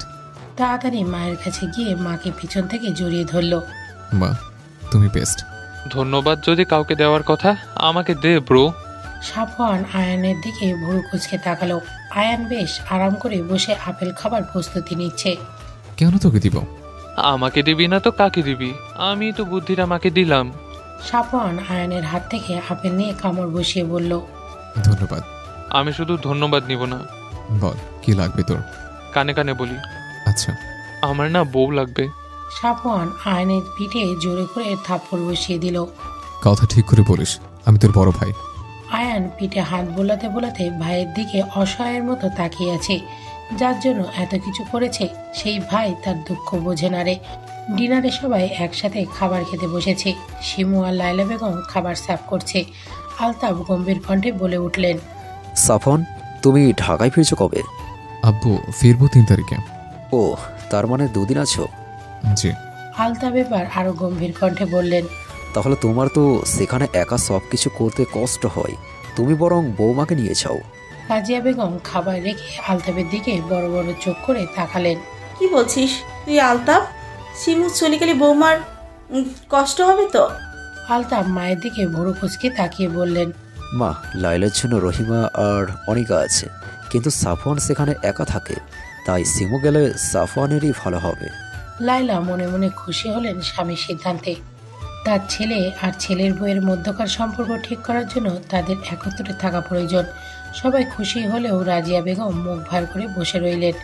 আয়ান আনিকা দাদির দিকে তাকিয়ে মিটিমিটি হাসছে। আনিকা আয়ানের কানে কানে বলল, ভাইয়া ভালো হয়েছে, কিন্তু বুড়ির বেশ শিক্ষা হয়েছে। আয়ান দাদির দিকে তাকিয়ে বলে উঠল, দাদি খাচ্ছ না কেন? আয়ানের কথা শুনে দাদি ভাতের লোকমা গালে নিয়ে চিবোতে শুরু করলো। আবারও ছেলের বউয়ের কাছে হেরে গেল। ছেলে নাতি কাউকেই আর নিজের বশে করা হলো না। এইসবের মাঝে শিমুর চোখ ছলছল করে দাঁড়িয়ে রইল। সবাই তাকে নিয়ে সিদ্ধান্ত নিল, কিন্তু তার কাছে থেকে জিজ্ঞাসা করার প্রয়োজন বোধ করলো না। সাফওয়ান খেতে খেতে শিমুর দিকে তাকালো। শিমুর অবস্থা দেখে বোঝা যাচ্ছে শিমু তার সাথে যেতে চায় না। শিমু সকল কাজ শেষ করে সাফওয়ানের রুমে নক করলো। সাফওয়ানের সাথে তার কথা বলা প্রয়োজন। সাফওয়ান ভেতরে আসতে বলায় সে ভেতরে ঢুকলো, কিন্তু রুমের ভেতরে ঢুকে ভীষণ অবাক হলো। সাফওয়ান নিজের পোশাক আলমারির এক পাশে রেখে দিচ্ছে। কৌতূহল নিয়ে শিমু জিজ্ঞাসা করলো, আপনি আপনার জিনিসগুলো একপাশে রেখেছেন কেন? সাফওয়ান কোনো প্রতিক্রিয়া না করে এবার শিমুর লাগেজগুলো ধরতে যাবে, অমনি শিমু দৌড়ে গিয়ে সাফওয়ানের হাত সরিয়ে দেয়। সাফওয়ান ভুরু কুঁচকে তাকায়। কি হলো, হাত সরালেন কেন? আপনি আমার লাগেজ ধরেছেন কেন? সাফওয়ান শিমুর থেকে লাগেজ নিয়ে বলল, পোশাক গুছিয়ে রাখবো। সহজ সাবলীল উত্তর নিয়ে সাফওয়ান লাগেজ নিয়ে যায়। শিমু আবার দৌড়ে গিয়ে আটকায়। আপনাকে রাখতে হবে না, কেন? কারণ আমার পোশাক আমিই রাখবো। আমি রাখলে কি সমস্যা বলুন তো? শিমু ভীষণ বিরক্ত হলো, রাগ দেখিয়ে বলল, আপনি বুঝতে পারছেন না একটা মেয়ের লাগেজে আর তার কত প্রয়োজনীয় জিনিস থাকে? সাফওয়ান এবার বুঝতে পারলো, তবুও বউকে রাগানোর জন্য বলল, না, আমি কিভাবে বুঝবো আপনি মেয়ে নাকি? আপনি বলুন, আমি সব বুঝে নিচ্ছি। শিমু রাগে চোখ মুখ লাল করে লাগেজের উপর থেকে সাফওয়ানের হাত সরিয়ে দিয়ে বলে, আমার পোশাক আমি গোছাবো, যদি আরেকবার হাত বাড়ান তো হাত পা ভেঙে কাঁধে ঝুলিয়ে দেবো। সাফওয়ান এই প্রথম বউকে এত রাগ করতে দেখে আর কথা বলতে দেখে অবাক হলো, কিন্তু শিমু তার সাথে ধীরে ধীরে স্বাভাবিক হচ্ছে বুঝতে পেরে মনে মনে খুশি হলো। আনিকা নিজের পড়ার টেবিলে বসে স্কেচ করছিল দুটো চোখের। দরজা খোলাই ছিল। আয়ান চুপি চুপি পায়ে পেছন থেকে এসে বোনকে বলল, কি করছিস পাকনি? আচমকা শব্দ পেয়ে আনিকার হাতের স্কেচ বুকটা নিচে পড়ে যায়। আনিকা দ্রুত স্কেচ বুকটা তুলতে যাবে, অমনি আয়ান বুকটা নিয়ে হাতে তুলে নেয়। হাত দিয়ে নাড়িয়ে নাড়িয়ে দেখে বলল, কি বলতো, প্রেমপত্র লিখছিস নাকি? তুমি দাও তো খাতাটা। স্কেচ বুকে কি কেউ প্রেমপত্র লিখতে পারে নাকি? পারে পারে, মানুষ চাইলে সবই পারে। আয়ান খাতাটা খুলতেই যাবে, অমনি দ্রুত আনিকা খাতা কেড়ে নিতে যায়, কিন্তু আয়ান খাতা দেয় না। বোনের থেকে লম্বা হয়, বোনকে এক বাহুর চিপায় আটকে রাখে। অতঃপর খাতার পৃষ্ঠা উল্টাতে থাকে। উল্টাতে উল্টাতে একটা পৃষ্ঠার দিকে চোখ আটকে যায়। একজোড়া চোখ চেনা চেনা লাগছে, কিন্তু চিনতে পারছে না। আনিকা কোনো রকমে আয়নের কাছ থেকে ছুটে হাত থেকে খাতাটা কেড়ে নেয়। ভাইয়া, তুমি যে এমন করে আমাকে জ্বালাও, দোয়া করি তোমার বউ তোমাকে জ্বালিয়ে বুড়িয়ে খাক করে দিক। তা যাই করুক, একটা বউ হলেই চলবে আমার। শিমু সাফিয়ানের মাঝে আজকে রয়েছে বিশাল কোলবালিশ।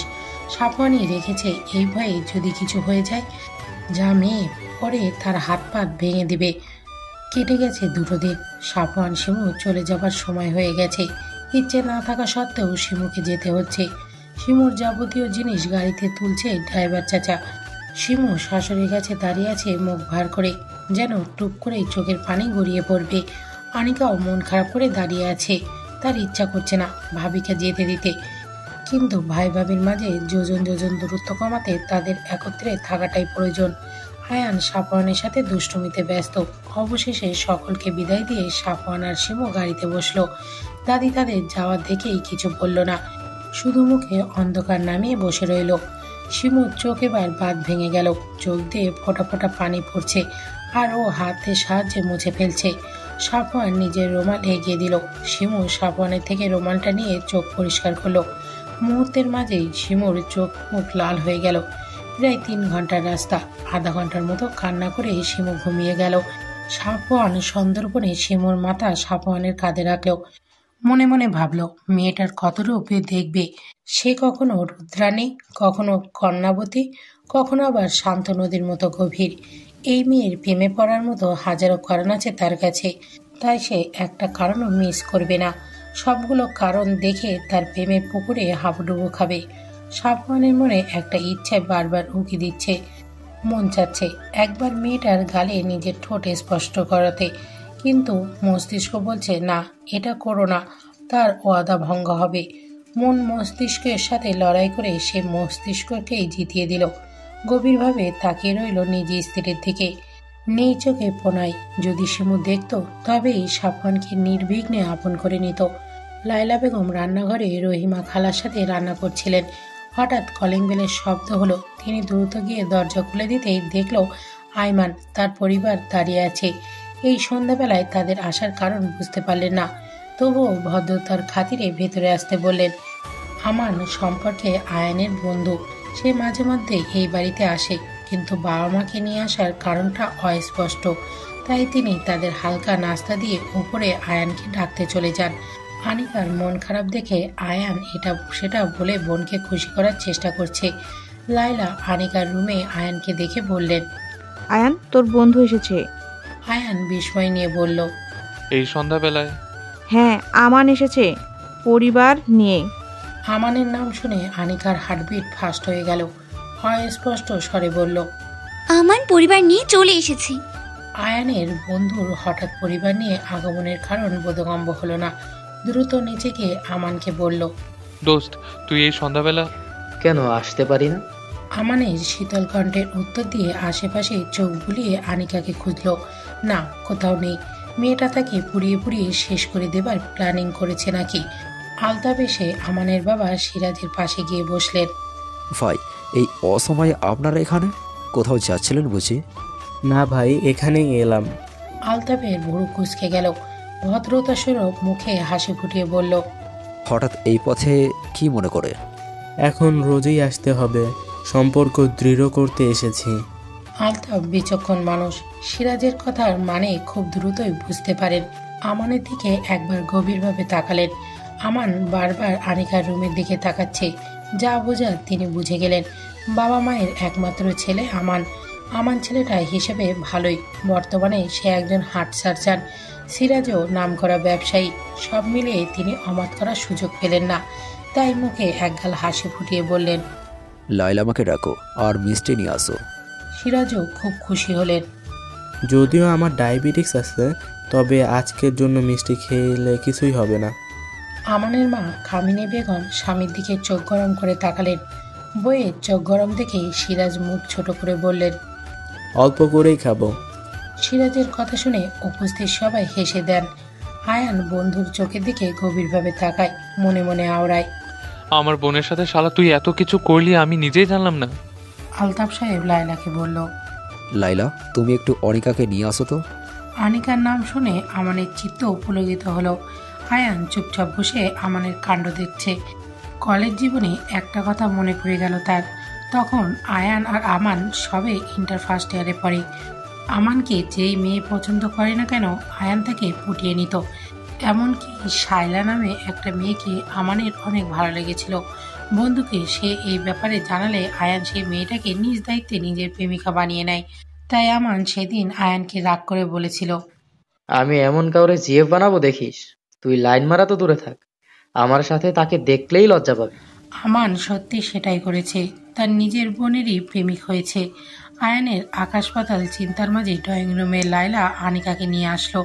আনিকা আমানের দিকে চোখ তুলেও তাকাচ্ছে না, কিন্তু আমান চাতক পাখির মতো তাকিয়ে আছে তার প্রাণকুমারীর দিকে, যাকে এবার সে চিরতরে নিজের করে নেবার জন্য এসেছে। আর তার প্রাণকুমারী অভিমান দেখিয়ে দৌড়ে যেতে পারবে না। আনিকাকে একদম আমানের মুখোমুখি বসানো হলো। আনিকা ভাবতেও পারছে না ছেলেটা নিজের কথাকে এত তাড়াতাড়ি সত্যি করে দেবে। অতিরিক্ত অশান্তি হচ্ছে আনিকার, কারণ আমান এক নজরে তাকিয়ে আছে তার দিকে, আর তার ভাই সরু দৃষ্টিতে তাকিয়ে আছে আমানের দিকে। আমানের বাবা মা আনিকার সাথে কথা বলল। তাদের তেমন কিছু জানার নেই, মেয়েকে তারা আগে থেকেই চেনে। ছেলের জেদের কাছে হার মেনে এই রাত্রিবেলা তারা মেয়ে দেখতে এসেছে।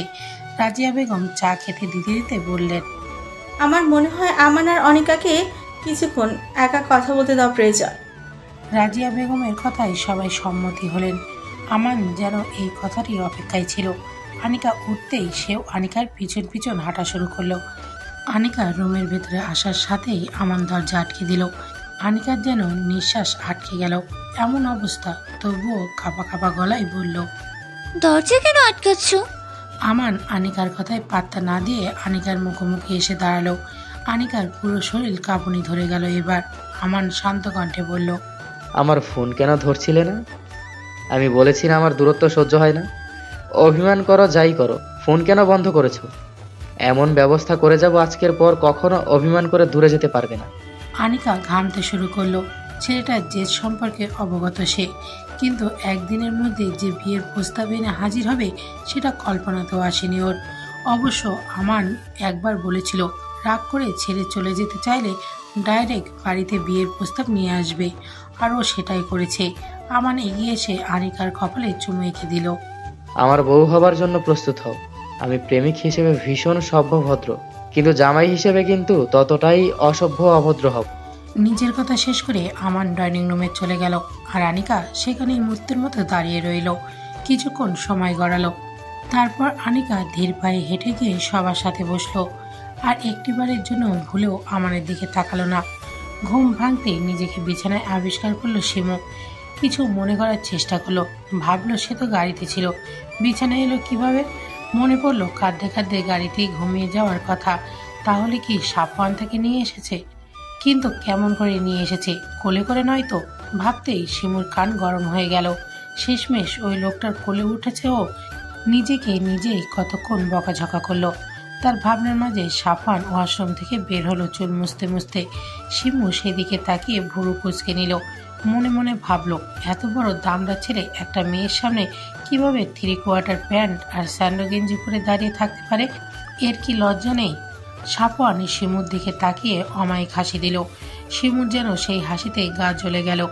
সাফওয়ান ড্রেসিং টেবিলের সামনে গিয়ে চুলে চিরুনি চালাতে চালাতে বলল, প্রায় 3 ঘন্টার রাস্তা তো ঘুমিয়ে এলেন, এখনো কি ঘুমানোর প্ল্যানিং আছে নাকি? শিমু সাফওয়ানের কথায় উত্তর দেবার প্রয়োজন বোধ করল না। চুপচাপ উঠে নিজের পোশাক নিয়ে ওয়াশরুমে চলে গেল। সাফওয়ান শিমুর যাওয়ার দিকে তাকিয়ে মনে মনে বলল, ঘুম থেকে উঠে ঝাঁঝরা অমঙ্গ ঝাঁজ দেখানো শুরু করে দিয়েছে। আমানের পরিবার একটু আগেই চলে গেছে। আনিকা বসে বসে দাঁত কামড়াচ্ছে।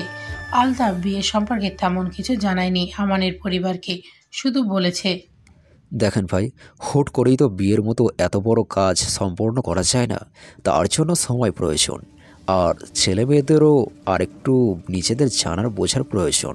আর আমার বড় ছেলে আজকে ঢাকা গেছে, আমি চাচ্ছিলাম আর একটু সময় নিতে। সিরাজও আলতাফের কথার ওপর কোনো কথা বলেনি। তারাও কিছু সময় দিয়ে গেছেন বিয়ে সম্পর্ক প্রস্তুতির জন্য। আয়ান পুরো ডাইনিং রুমে পায়চারি করছে। আনিকা ভাইয়ের অবস্থা দেখে মেঝেতে নখ খুঁটছে। আয়ান আনিকার পাশে গিয়ে বলল, তুই আমার সেই বোকা বোনটা না, যাকে আমি প্রেমের পর সে জানে না। আবার জোরে নিঃশ্বাস নিয়ে বলল, আর অমনও তো আমার ছোটকালের সেই বলদ বন্ধুটা, যে নাকি ভাজা মাছ উল্টা খেতে জানতো না। নিজের কথা শেষে আয়ান আহম্মকের মতো বসে রইল। তার এতদিনের হিসেব সব উল্টো হয়ে যাচ্ছে। রাজিয়া বেগম এসে সোফার উপর বসলেন। মনে মনে তিনি একটু সাফওয়ান শিমুর প্রতি রাগান্বিত, তাই পরিবারে কারোর সাথেই তিনি প্রয়োজন ব্যতীত কথা বলছেন না। লায়লা বেগম সকলকে খাবার উদ্দেশ্যে ডাকলেন। আনিকা ধীর পায়ে হেঁটে গিয়ে খাবার টেবিলে বসলো। ধীরে ধীরে সবাই গিয়ে টেবিলে বসে পড়েন। লায়লা বেগম খাবার সার্ভ করতে করতে বললেন, সাফওয়ান আমায় কল করেছিল, ওরা কোনো সমস্যা ছাড়াই বাসায় ভালোভাবে পৌঁছে গেছে। সময়ের বেড়াজালে আমরা সবাই আষ্টেপৃষ্টে জড়িয়ে পড়ি। আমাদেরকে সময় ধোঁকা দিয়ে চলে যাচ্ছে প্রতিনিয়ত। যখন আমরা সেটা অনুভব করি তখন অনেকটা দেরি হয়ে যায়। তাই আমাদের উচিত যে কোনো সময়কে সঠিকভাবে কাজে লাগানো, যেন এই নিয়ে আমাদের পরে কোনো আফসোস না থাকে। শিমু সাফওয়ানের বাসায় এসেছে গোটা 7 দিন হয়ে গেছে। কোনো রকম বই পড়ে টিভি দেখে সময় পার হয়ে যাচ্ছে ওর। কখনো হয়তো সে ভাবেনি তার এত বড় লোক বাড়িতে বিয়ে হবে। এই সব কিছুই ছিল তাদের কাছে ছেঁড়া কাঁথায় থেকে লাখ টাকার স্বপ্ন দেখার মতো। কিন্তু সৃষ্টিকর্তা যে ভাগ্যের মতো অলৌকিক একটা জিনিস রেখেছে। এই ভাগ্য যখন ফলে যায়, মানুষ মিসকিন থেকে লাখপতি হয়ে যায়, আবার লাখপতি থেকে মিসকিন হয়ে যায়। সাফওয়ানের এই ফ্ল্যাটে রয়েছে 3টি কামরা, যার একটি কামরায় সে থাকছে, অন্যটিতে সাফওয়ান, আরেকটি কামরা খালি পড়ে আছে। মাঝে মধ্যে তার নিজের কাছে ভাবতেও অবাক লাগে, তারা তো স্বামী স্ত্রী, তাদের মাঝে কি এই যোজন যোজন দূরত্ব মানায়? তখনই তার ভেতরে সত্তা বলে ওঠে, মানায়। নিজের আত্মসম্মান প্রতিষ্ঠিত করতে চাইলে এটা মানায়। যদি দ্রুত তুমি তাকে ক্ষমা করে দাও, তবে আবার সে একই ভুল করতে পারে। যদি সে সত্যি নিজের ভুল শুধরে নিতে চায়, তাহলে তাকে পরখ করো, যেন একই ভুল বারবার না হয়। মুমিন ব্যক্তি একবারই ধোঁকা খায়, বারবার নয়। শিমুও সেই ভুল করবে না, সাফওয়ানকে পরখ করবে গভীরভাবে। এতে একটু সময় লাগলেও দোষের কিছু নেই। শিমু নিজের চিন্তার ভাবনায় ইতি ঘটিয়ে রান্নাঘরে চলে গেল। সাফওয়ান বলে গিয়েছিল আজকে ফিরতে রাত হবে, তাই সেও রান্নাঘরে দেরি করেই ঢুকেছে। উদ্দেশ্য কই মাছ টমেটো দিয়ে ভুনা করবে, আর সাথে আলু ভাজি করবে। দুজন মানুষের বেশি রান্না করলে খাবার অপচয় হতে পারে। কোমরে ওড়না গুজে রান্না করা শুরু করে দিল। প্রায় 1 ঘন্টা সময় নিয়ে রান্না শেষ করলো। কিছু সালাদ আইটেম কেটে টেবিলে সবকিছু গরম গরম সাজিয়ে রাখলো। ঘেমে নিয়ে একাকার অবস্থা হয়ে যাওয়ায় ফ্রেশ হতে ওয়াশরুমে চলে গেল। এরই মাঝে সাফওয়ান ডোরবেল বাজালো, কিন্তু কয়েকবার বাজানোর পরও শিমু দরজা খুলো না। শিমু ফোনের কয়েকবার কলও দিল, কিন্তু শিমুর ফোন ডাইনিং রুমে থাকায় সেটাও রিসিভ হলো না। সাফওয়ানের ভীষণ চিন্তা হলো। সাফওয়ান আরো কিছুক্ষণ দাঁড়িয়ে রইল। শিমু যতক্ষণ বের হয়েছে ফোনের কল বাজতে বাজতে কেটে গেছে। সাফওয়ান শেষবারের মতো কলিং বেল বাজালো। শিমু দ্রুত দরজা খুলে দিল। শিমু দরজা খুলতেই তার চোখ পড়ল সাফওয়ানের বিধ্বস্ত চেহারা। সাফওয়ান তাড়াহুড়ো করে ভেতরে ঢুকে গিয়ে শিমুকে স্পর্শ করতে গিয়েও করল না। তুমি ঠিক আছো তো? এতবার কলিং বেল বাজালাম, ফোনে কল করলাম, কোনোটাই কেন ধরলে না? সাফওয়ানের অতিরিক্ত অস্থিরতার কারণে আপনি বদলে তুমি হয়ে গেছে। শিমু দুঃখিত হয়ে উত্তর দিল, সরি, আসলে রান্না শেষে আমি ঘেমে গেছিলাম, তাই শাওয়ার নিতে গেছিলাম একটু, যার জন্য আমি শব্দ শুনতে পাইনি। সাফওয়ান ছোট্ট করে ও বলে নিজের ঘরের দিকে চলে গেল। শিমু বুঝতে পারল সাফওয়ান ভীষণ ক্লান্ত, তাই ওর সাথে তেমন কথা বলো না। শিমু এই এক সপ্তাহে বুঝতে পেরেছে সাফওয়ান কফিতে আসক্ত, তাই সে কিচেনে গেল কফি বানাতে। সাফওয়ান ফ্রেশ হয়ে বিছানায় বসেছে। দরজা খটখটানি শব্দ পেয়ে দরজার দিকে তাকালো। আসবো? আসুন। আমি তো বলেছি আমার রুমে আসতে আপনি অনুমতি নেবেন না। শিমু কোনো বাকবক্তিতায় না জড়িয়ে সাফওয়ানের কাছে এগিয়ে গেল। হাতে রাখা কফির মগটা সাফওয়ানের দিকে এগিয়ে দিল। আপনার হয়তো এটা প্রয়োজন। সাফওয়ান শিমুর হাতের দিকে তাকালো। এই মুহূর্তে তার সত্যিই এক কাপ কফির প্রয়োজন ছিল। আজকে অফিসে এক ক্লায়েন্টের সাথে তর্কে জড়িয়ে পড়েছিল, সে যার দরুন মাথাটা ভীষণ ধরেছে। ধন্যবাদ। চাইলে কিন্তু আপনার জন্য এক কাপ আনতে পারতেন। আমি কফি খাই না। সাফওয়ান কফি খেতে খেতে প্রশ্ন করল, আচ্ছা, আপনি তো আমাকে পছন্দ করেন না, তাহলে আমার কেয়ার করেন কেন? আসলে আমি মানুষটাই একটু উদার প্রকৃতির, তাই। সাফওয়ান মুস্কি একটা হাসি দিয়ে বলল, কতটা উদার দেখতেই পাচ্ছে। এতদিন যাবৎ ভালোবাসার আবদার করছে, উদারতা দেখিয়ে সেটাও তো দিতে পারেন নাকি? আপনাকে দেখলে আমার অদ্ভুত অনুভূতি হয়, ঠিক ঘৃণা নয়, যেটা আপনাকে আমার করা উচিত। সাফওয়ান মুস্কি হেসে উঠে গিয়ে শিমুর কানের কাছে ফিসফিস করে বলল, যেদিন আপনি অনুভূতির স্বাদ পাবেন সেদিন আপনি সম্পূর্ণ আমার হবেন। শিমু একটু লজ্জা লজ্জা অনুভূতি হয়, কেন হয় সে জানে না। শিমু নিজের কক্ষের দিকে যেতে যেতে বলল, আপনার খিদে পেলে আমাকে ডেকে দিন। সাফওয়ান মনে মনে বলল, খিদে তো লেগেছে, প্রেম খিদে লেগেছে আমার। এত রাতে আমানের ফোন থেকে আনিকা অবাক হলো। ছেলেটা দিন দিন বেপরোয়া হয়ে উঠেছে, আগে এরকম ছিল না। প্রথম যখন আয়ন ভাইয়ের সাথে আসতো তখন তাকে দেখে মনে হতো ভাজা মাছটা উল্টে খেতে জানতো না, কিন্তু যেই থেকে নিজের অনুভূতি সম্পর্কে ওকে জানিয়েছে সেই থেকে শুরু করলো মিস্টার অভদ্র হয়ে যাওয়া। সেদিন দেখতে আসার পর থেকে ছেলেটা আরও বেপরোয়া হয়ে গেছে। হঠাৎ কল দিচ্ছে, আবার দেখা করার আবদার করছে। ছেলেটা যে ভয়ঙ্কর প্রেমিক পুরুষ সেটা তার জানা হয়ে গেছে। প্রেমিক পুরুষ ভালো, কিন্তু ভয়ঙ্কর প্রেমিক পুরুষ একটু বেশি ভালো হয়। এরা তাদের প্রিয়তমার জন্য সবই করতে পারে। আনিকার ভাবনায় ইতি টেনে কল রিসিভ করলো। আসসালামু আলাইকুম। মেয়েলি কণ্ঠ পেয়ে আমানের চিত্ত শান্ত হলো। যতবার এই কণ্ঠ শুনে ততবার তাকে একান্ত নিজের করে নেওয়ার ইচ্ছা মাথায় চারা দিয়ে ওঠে। নিজেকে শান্ত করে নিজেই নিজেকে আশ্বাস দেয়, আর অল্প কিছুদিন তারপর সে একান্তই তোর, যাকে হারানোর ভয় তোকে আর কুড়ে কুড়ে খাবে না। দাদি রহিমাকে দিয়ে পাটে পাচ্ছে। কালকে রাতে সে এক ভয়ঙ্কর স্বপ্ন দেখেছে। সাফওয়ান আর শিমু বাড়িতে এসেছে, এসেই পায়ের উপর পা তুলে তাকে দিয়ে সব কাজ করাচ্ছে। নাতি ছেলের বউ তার পাশে না থাকায় শিমুকে সে কিছুই বলতে পারছে না। এই দুঃস্বপ্ন দেখার পর থেকে রাজিয়া বেগমের আত্মা শুকিয়ে আছে, শরীরও কেমন ম্যাজ ম্যাজ করছে। আয়ান দাদির ঘরের কাজ দিয়ে নিজের ঘরে যাচ্ছিল। দাদিকে এত রাতে জাগতে দেখে দাদির ঘরে প্রবেশ করলো। গিয়ে দেখলো রহিমা খালা পা টিপছে আর ঘুমে ঢুলছে, কিন্তু বুড়ির চোখে ঘুম নেই। আয়ান রহিমা খালাকে চলে যেতে বলে নিজে দাদির পা টিপতে দিতে শুরু করলো। কথায় কথায় দাদিকে জিজ্ঞাসা করলো, ঘুমাচ্ছ না কেন? ঘুম কি আমার আর আছে? কেন? ঘুম তো আমার কবেই উড়ে গেছে, যেদিন থেকে আমার নাতি গরিব একটা মেয়েকে বিয়ে করেছে। জানিস আমার কত স্বাদ ছিল? আয়ান দাদির কথা শেষ না করতে দিয়ে বলল, দাদি আমার ঘুম পেয়েছে, আমি আসছি। নিজের কথা শেষ করে আয়ান আর এক সেকেন্ডও দেরি করলো না, দ্রুত দাদির কক্ষ থেকে বেরিয়ে গেল। রাজিয়া বেগম নাতির চলে যাওয়ার দিকে বিষণ্ণ চোখে তাকিয়ে রয়েছে, তার কথা শোনার মতো কেউ নেই। একটি সুন্দর সন্ধ্যায় শিমু ব্যালকনিতে দাঁড়িয়ে আছে। সাফওয়ান আজকে বাসায় আছে। সাফওয়ান ডাইনিং রুমে থাকায় শিমু রুম থেকে বের হচ্ছে না।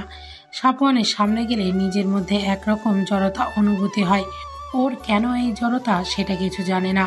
সাফওয়ানের চোখে গভীর কোণায় দেখলে মনে হয় সবকিছু ভুলে যেতে, কিন্তু তার যুবতীর মন সাফওয়ানের জন্য তীব্র অভিমান পুষে রেখেছে। তার ইচ্ছা করে সাফওয়ানের বুকে মাথা রেখে সেই সব রাতের কথা জানাতে। যেই রাতগুলোতে সে নির্ঘুম কাটিয়েছে, জানাতে ইচ্ছায় মানুষের কথায় দ্বারা কত অপমান মুখ বুজে সহ্য করেছে, কিন্তু অতিরিক্ত চাপা স্বভাবের হওয়ার জন্য ও এগুলো কিছুই করতে পারে না। অতিরিক্ত অভিমানে দু চোখ ভেঙে জল পড়তে শুরু করলো। এক পর্যায়ে মেঝেতে পা ভেঙে বসে পড়ল শিমু। সাফওয়ান আজকে পরিপূর্ণভাবে নিজেকে ধাতস্থ করে নিয়েছে। শিমু তার কাছে এসেছে গোটা 1 মাস হয়ে গেছে, কিন্তু তাদের সম্পর্ক বিশেষ কোনো উন্নতি হয়নি। সে নিজের দিক থেকে সম্পূর্ণ চেষ্টা করেছে, কিন্তু শিমু এখনও নির্বিকার। সে আর শিমু অবহেলা সহ্য করতে পারছে না। অনেক তো হলো অনুভূতির লুকোচুরি, আর সে কোনো লুকোচুরি খেলতে চায় না। সে চায় এবার নিজের প্রেয়সীকে আপন করে পেতে।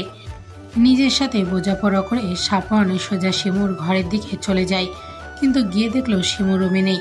ব্যালকনির দিকে ধীর পায়ে এগিয়ে যেতেই এক কান্নারত রমণীর দিকে দৃষ্টি আটকে গেল, যে রমণী হাঁটুতে মুখ গুজে গুনগুনিয়ে কান্না করছে, যার দীর্ঘ কালো কেশ পিঠ জুড়ে লুটোপুটি খাচ্ছে। সাফওয়ান হাঁটু ভেঙে শিমুর কাছে ঘেঁষে বসলো। এই রমণীর কান্না করাতে এতটাই বিভোর যে তার সামনে যে কেউ বসে আছে সে সম্পর্কে তার কোনো ধারণাই নেই। সাফওয়ানের ভীষণ ইচ্ছা করলো রমণীকে নিজের বুকে আগলে নিতে। জিজ্ঞেস করতে ইচ্ছা হলো, ওগো সুন্দরী রমণী, তোমার এত দুঃখ কিসের? ওর মধ্যে হঠাৎ কোথা থেকে যেন একরাশ অধিকার বোধ তৈরি হলো। হাত বাড়িয়ে আগলে নিল নিজের প্রেয়সীকে। শিমু পুরুষালী হাতের ছোঁয়া পেয়ে একটু ভরকালো, থমকালো, স্তব্ধ হয়ে গেল। নিজের লোকানো কান্না কারোর সামনে প্রকাশ হয়ে যাওয়ায় ভয়ে সাফওয়ানের বুক থেকে মাথা তুলতে চাইল, কিন্তু সাফওয়ান তুলতে দিল না। জোর করেই মাথা নিজের বুকে চেপে রাখলো। শিমু স্পষ্ট শুনতে পেল সাফওয়ানের বুকে অস্বাভাবিক ধুকপুকানি। দীর্ঘ সময় কেটে গেল নীরবতার মধ্যে। নীরবতা ভেঙে সাফওয়ান বলে উঠল, শিমু, আমরা কি পারি না আমাদের মাঝের এই যোজন যোজন দূরত্বের রীতি জানতে? আমরা কি পারি না আমাদের একটা সুখের সংসার সাজাতে? শিমুর কাছে সাফওয়ানের কণ্ঠ ভীষণ কাতর শোনালো। কি সহজ আবদার! ইতিমধ্যে সাফওয়ানের হাতের বাঁধন আগলা হয়ে গেছে। শিমু সাফওয়ানের বুক থেকে মাথা তুলে সাফওয়ানের চোখের দিকে তাকায়। সাফওয়ান লক্ষ্য করল শিমুর চোখ অসম্ভব রকম লাল হয়ে আছে। কান্না করার ফলে নাকের ডগাও ফুলে লাল হয়ে গেছে। শিমুর অভিমানে পরিপূর্ণ আঁকি কোটরে জল থই থই করছে। সাফওয়ান শিমুর নীরবতা দেখে আবার প্রশ্ন করল, বলুন না, আমরা পারি না অতীত ভুলে গিয়ে আবার সবটা নতুন করে সাজাতে? হঠাৎই অভিমানী মেয়েটি একরাশ অভিমান নিয়ে বলতে শুরু করলো, কোনটাকে ভুলে যেতে বলছেন সাফওয়ান আপনি? বাসর রাতে স্ত্রীকে প্রত্যাখ্যান করে চলে যাওয়াকে, নাকি প্রতিনিয়ত আমার অপমানিত হওয়াকে, নাকি নিজের সম্মান বিকিয়ে দিয়ে একটা মেয়ের শ্বশুর বাড়িতে পড়ে থাকাকে, নাকি দিনের পর দিন আপনার দাদির কটু কথাকে শোনাকে? আপনার যখন এতটাই আমাকে অপছন্দ, তবে কেন বিয়ে করেছিলেন আমায়? প্রতিনিয়ত আপনার আত্মীয়রা, প্রতিবেশীরা আমাকে ঠাট্টা তামাশা করতো, আম্মা আড়াল করতো, কিন্তু আমি টের পেয়েই যেতাম। শিমু কিছুক্ষণ থেমে আবারও বলতে শুরু করলো, আপনি কি কখনো চিন্তা করেছেন বিয়ের রাতে একটা মেয়ে কতটা আশা স্বপ্ন বুকের মাঝে পুষে রাখে? কিন্তু সেদিন আপনি এলেন না। আমি পুরো রাত আপনার জন্য বসেছিলাম। সকালবেলা আপনার দাদি এসে বলল আমি নাকি অপয়া, কলঙ্কিনী, তাই তার নাতি আমাকে ফেলে চলে গেছে। আপনার দাদি প্রতিনিয়ত আপনার চলে যাওয়ার জন্য আমাকে দায়ী করত। বিয়ের পরে বাবা কতবার আপনার সাথে কথা বলতে চেয়েছে, কিন্তু আমি বাবাকে মিথ্যা বলেছি। নিজের কষ্টগুলোকে আড়াল করে আমি বারবার বাবার সাথে হাসি মুখে কথা বলেছি। শিমু এবার অসহায়ের মতো সাফওয়ানের দিকে তাকিয়ে বলল, আচ্ছা, আমি কি এতটাই অপয়া? আমি যেটাই ধরতে চাই সেটাই কেন দুঃখ হয়ে যায় বলতে পারেন? আমিও তো আপনার জন্য এক বুক ভালোবাসা নিয়ে এসেছিলাম, কিন্তু আপনার প্রত্যাখ্যান পেয়ে সেগুলো কেমন ফিকে হয়ে গেছে। আমিও চাই সব ঠিক করে নিতে, কিন্তু আমার ভয় হয় যদি আপনি আবারও আমাকে ছেড়ে চলে যান। আমি জানি আমি কোনো অবুঝ কিশোরী নই, কিন্তু আপনাকে আঁকড়ে বাঁচতে চাই। আমি আপনাকে ভালোবেসে বৃদ্ধ হতে চাই, কিন্তু পুরনো কথাগুলো মনে পড়লে আমার বুকের ভেতরে হাহাকার করে ওঠে, মনের মাঝে তীব্র অশান্তি হয়। আমি এইসব কিছু থেকে নিস্তার পেতে চাই সাফওয়ান। আমি আপনাকে ভালোবাসতে চাই।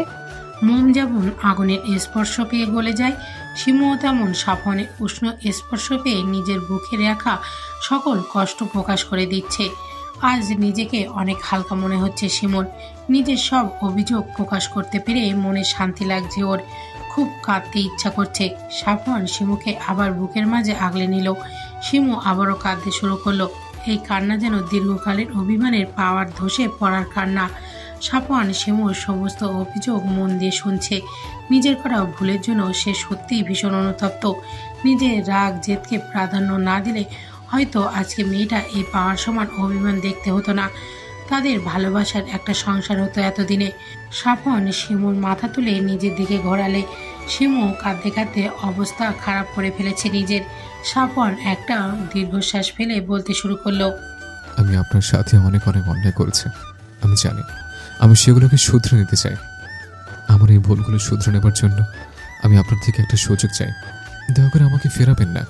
সাফওয়ান আবার কাতর স্বরে বলল, আমি গ্রামে বিয়ে করার জন্য মোটেই রাজি ছিলাম না, কিন্তু মায়ের কথা এক প্রকার বাধ্য হই মায়ের কথা রাখতে। মা আমাকে ইমোশনাল ব্ল্যাকমেল করতে থাকে। আমার আবার বন্ধুরা আমাকে নিয়ে ঠাট্টা তামাশা করতে শুরু করে।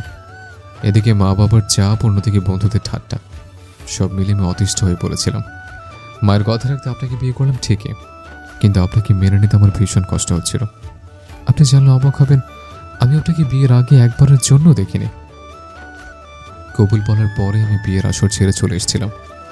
আপনার বাবা আমাকে আটকাতে গেলে আমি তাকে বলেছিলাম আমার জরুরি কাজ পড়ে গেছে। আপনার বাবা সেটা বিশ্বাসও করে নিয়েছিল। হাসি মুখে বিদায় দিয়েছিলেন আমাকে। মা ওই দিকটা সামনে নিয়েছিল, তাই কোনো ঝামেলা হয়নি। নিজের সাথে অনেক বোঝাপড়ার পর সিদ্ধান্ত নিলাম। মা আমাকে জোর করে বিয়ে করিয়েছে, কিন্তু আমি চাইলে সংসার নাও করতে পারি। নিজের জেদকে প্রাধান্য দিয়ে ঢাকা চলে এসেছিলাম। ঢাকা এসে মাকে বলেছিলাম আমি আপনার সাথে সংসার করতে চাই না। সেদিনের পর থেকে টানা 2 মাসে আমার সাথে মায়ের কোনো যোগাযোগ ছিল না। এর মাঝে আয়া নিল আমার বাসায় হুট করে। ওকে দেখে আমি অবাকই হই। ও আমাকে আমার ভুলগুলোর সম্পর্কে অবগত করে। এতে পূর্বে আপনার কথা মনে পড়লেও আমি আমার জেদকে প্রাধান্য দিয়েছি। আয়ান যখন আপনার সাথে আমার করা অন্যায়গুলোর সম্পর্কে ধারণা দিল, তখন আমি বুঝতে পারলাম নিজের জেদের বশে আমি আমার স্ত্রীকে কতটা কষ্ট দিয়েছি। ধীরে ধীরে আমার চিন্তাধারা বদলালো। আপনার প্রতি আমার অনুভূতি কাজ করতে শুরু করলো। আয়ানকে নিজের মনের কথাগুলো বললাম। আয়ান আমাকে আশ্বস্ত করলো সব ঠিক হয়ে যাবে। আমিও নিজের করা ভুলগুলোর জন্য আপনার কাছে ক্ষমা চাইতে মরিয়া হয়ে উঠলাম। আয়ানের সাথে গেলাম বাড়িতে, যে সম্পর্কে বাড়ির কেউ কিছুই জানত না। যেমন পরের দিনই বাবা আমাকে আলাদা ডেকে নিয়ে অনেক বকাঝকা করলেন। বাবাকে কোনোরকম আয়ান সামনে নিল। বাবাও শান্ত হলেন। আমি তারপর থেকে নিজের স্বপ্ন দিয়ে চেষ্টা করছি নিজের ভুল শুধরে নেবার। আপনি কি আমাকে এখনো ক্ষমা করবেন না শিমু? আমি সত্যি চাই আপনার সাথে জীবনের শেষ মুহূর্ত পর্যন্ত কাটাতে। আমি আপনাকে ভালোবেসে ফেলেছি শিমু। সাফওয়ান এবার আরো অসহায় কণ্ঠে বলে উঠল, আমি তো ভুল করেছি, আমি জানি। সেজন্য আমি ভীষণভাবে অনুতপ্ত। আমি আর এই অপরাধ বোধ নিয়ে বাঁচতে চাই না। আপনি দয়া করে আমাকে অপরাধ বোধ থেকে মুক্তি দিন। একটি বিষাদময় রাতের শেষে একটি সুন্দর প্রভাতের আগমন। সেই প্রভাত মুছে দেবে হয়তো বিষাদের ঘনঘটা। প্রভাতে সেই মিষ্টি আলো পৌঁছে যাবে সব আনাচে কানাচে। জাগাবে হয়তো কোনো এক প্রেমিক পুরুষের জন্য তার প্রেয়সী হৃদয়ে প্রেম। ভেঙে যাবে হয়তো পাহাড় সমান অভিমানের বাধা। সূর্যের মিষ্টি আলো চোখে পড়তে ঘুম ছুটে গেল সাফওয়ানের। চোখ খুলতেই নিজের বুকে প্রেয়সীকে আবিষ্কার করে তার চিত্ত পুলকিত হলো। হৃদয় জানান দিল এবার বুঝি প্রেয়সীর অভিমান ভাঙবে। এই প্রথম তারা দুজন এত কাছে পুরো একটি রাত কাটিয়ে অভিমান বিলাস করলো। মৃদু শব্দে সাফওয়ান শিমুকে ডাক দিল, উঠুন, সকাল হয়েছে। সাফওয়ানের ডাকে ঘুম ছুটে গেল শিমুর। পিটপিট করে চোখ খুলতেই সাফওয়ানের বুকে নিজেকে আবিষ্কার করলো। মনে পড়ে গেল কাল রাতের কথা। সবকিছু মনে পড়তেই লজ্জায় দুগাল রাঙা হয়ে গেল। কিশোরী মেয়েদের মতো কালকের কি হয়েছে ভাবতেই যুবতী মন অশান্ত হয়ে উঠল। লজ্জায় মাটির বুকে নিজেকে আড়াল করতে মন চাইল। দ্রুত সাফওয়ানের বুক থেকে মাথা সরিয়ে নিয়ে উঠে দাঁড়ালো। এভাবে সারা রাত বেকায়দায় কাটানোর জন্য শরীরে কিছুটা ব্যথা অনুভব হলো। সাফওয়ান শিমুর সামনে উঠে দাঁড়ালো। তারপর শিমুর দিকে একটু নিচু হয়ে শিমুর কপালে নিজের ওষ্ঠ স্পর্শ করলো। শিমুর সর্বশরীর কাঁপুনি দিয়ে উঠল যেন। এটা ওর কাছে প্রথমবার ছিল, যার জন্য ও একটু অপ্রস্তুত হয়ে গেল। সাফওয়ান শিমুর দিকে তাকিয়ে অমায়িক হাসি দিয়ে বলল, কান্নাকাটি করে তো অবস্থা খারাপ করে ফেলেছেন। রাতে তো আমার বা আপনার কারোটা কিছু খাওয়া হয়নি। আমি ফ্রেশ হয়ে নিচে যাচ্ছি, খাবার কিনতে। আপনি সে পর্যন্ত ফ্রেশ হয়ে নিন। সাফওয়ান নিজের বাক্য শেষ করে আবার একটু হাসি দিয়ে চলে গেল নিজের কক্ষে। শিমুর মনে হলো আজ তার কাছে সাফওয়ানকে অনেক বেশি ভালো লাগছে। এই যে তার এই মিষ্টি হাসিটা যেন হৃদয়ে গিয়ে লেগেছে। নিজেকেও ভীষণ হালকা লাগছে ওর। সাফওয়ানের এই হাসিটা দেখার জন্য যুগ যুগ বাঁচতে ইচ্ছা করছে। আয়ান আর আলতাফ প্রাতঃভ্রমণে শেষে বাসায় ফিরেছে মাত্রই। রাজিয়া বেগম তাদের কাছে 2 গ্লাস পানি নিয়ে এসে বসলেন। আলতাফের দিকে 1 গ্লাস পানি এগিয়ে দিতে দিতে বললেন, আমার মনে হয় বিয়ে নিয়ে এবার আমাদের পরিবারের সাথে কথা বলা দরকার। হ্যাঁ মা, ঠিকই বলছেন। এবার আমাদের এই বিষয় নিয়ে আগানো প্রয়োজন। আর সাফওয়ানকেও আমি এই ব্যাপারে আজকেই জানাবো। কি বলো আয়ান? আব্বু, আপনি ভাইয়ের সাথে কথা বলুন।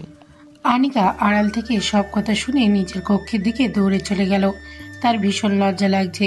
অবশেষে তার প্রণয় কুমার তার হবে ভাবতেই সারা শরীর জুড়ে অদ্ভুত শিহরণ হচ্ছে।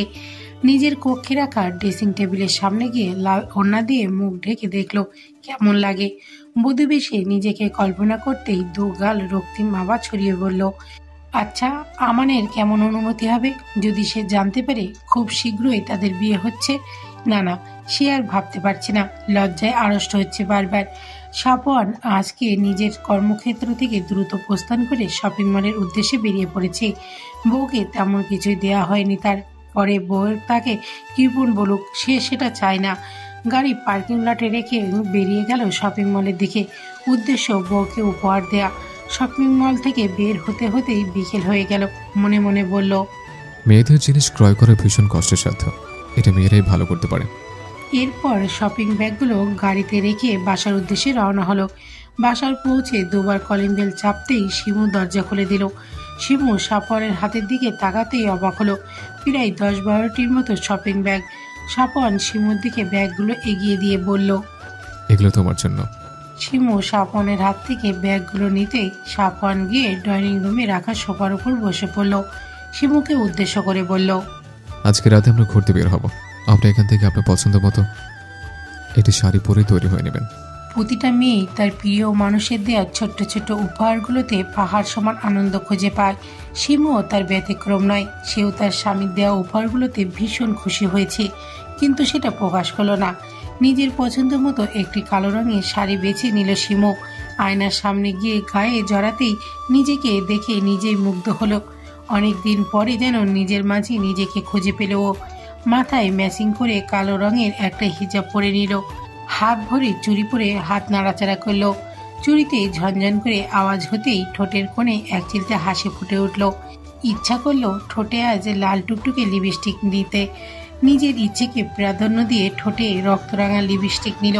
চোখে কালো কাজল নিতে ভুলল না। নিজের শ্বাস সম্পূর্ণ হতেই আয়নায় নিজেকে ঘুরিয়ে ঘুরিয়ে দেখে নিল কয়েকবার। মনে মনে বলে উঠল, সব কিছু একদম পারফেক্ট। সাফওয়ান অনেকক্ষণ যাবৎ শিমুর জন্য অপেক্ষা করছে, কিন্তু এখনো পর্যন্ত রূপ থেকে বেরোনোর নামগন্ধই নেই। সে শুনেছিল মেয়েদের ড্রেস আপে একটু সময় লাগে, কিন্তু এতটা সময় লাগে সে ভাবতে পারেনি। অধৈর্য হয়ে শিমুকে ডাকতে যাবে তার পূর্বেই শিমু শাড়ির কুচি ঠিক করতে করতে রুম থেকে বেরিয়ে এলো। নিজের প্রিয়তমাকে শাড়িতে দেখে হৃদগতি কিছুটা অস্বাভাবিক হলো সাফওয়ানের। বুকের মধ্যে কে যেন কেউ হাতুড়ি পিটাচ্ছে ওর। 2-1বার চোখ এদিক ওদিক ঘুরিয়ে নিজেকে স্বাভাবিক করে নিল। শিমু সাফওয়ানকে উদ্দেশ্য করে বলল, আমি প্রস্তুত।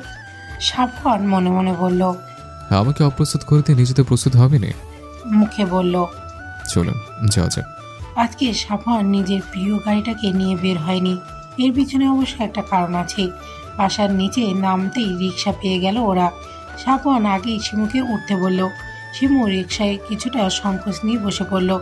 তারপর সাফওয়ানও উঠে বসে পড়ল। শিমু সরে বসতে চাইলে সাফওয়ান শিমুর কোমর আঁকড়ে ধরল।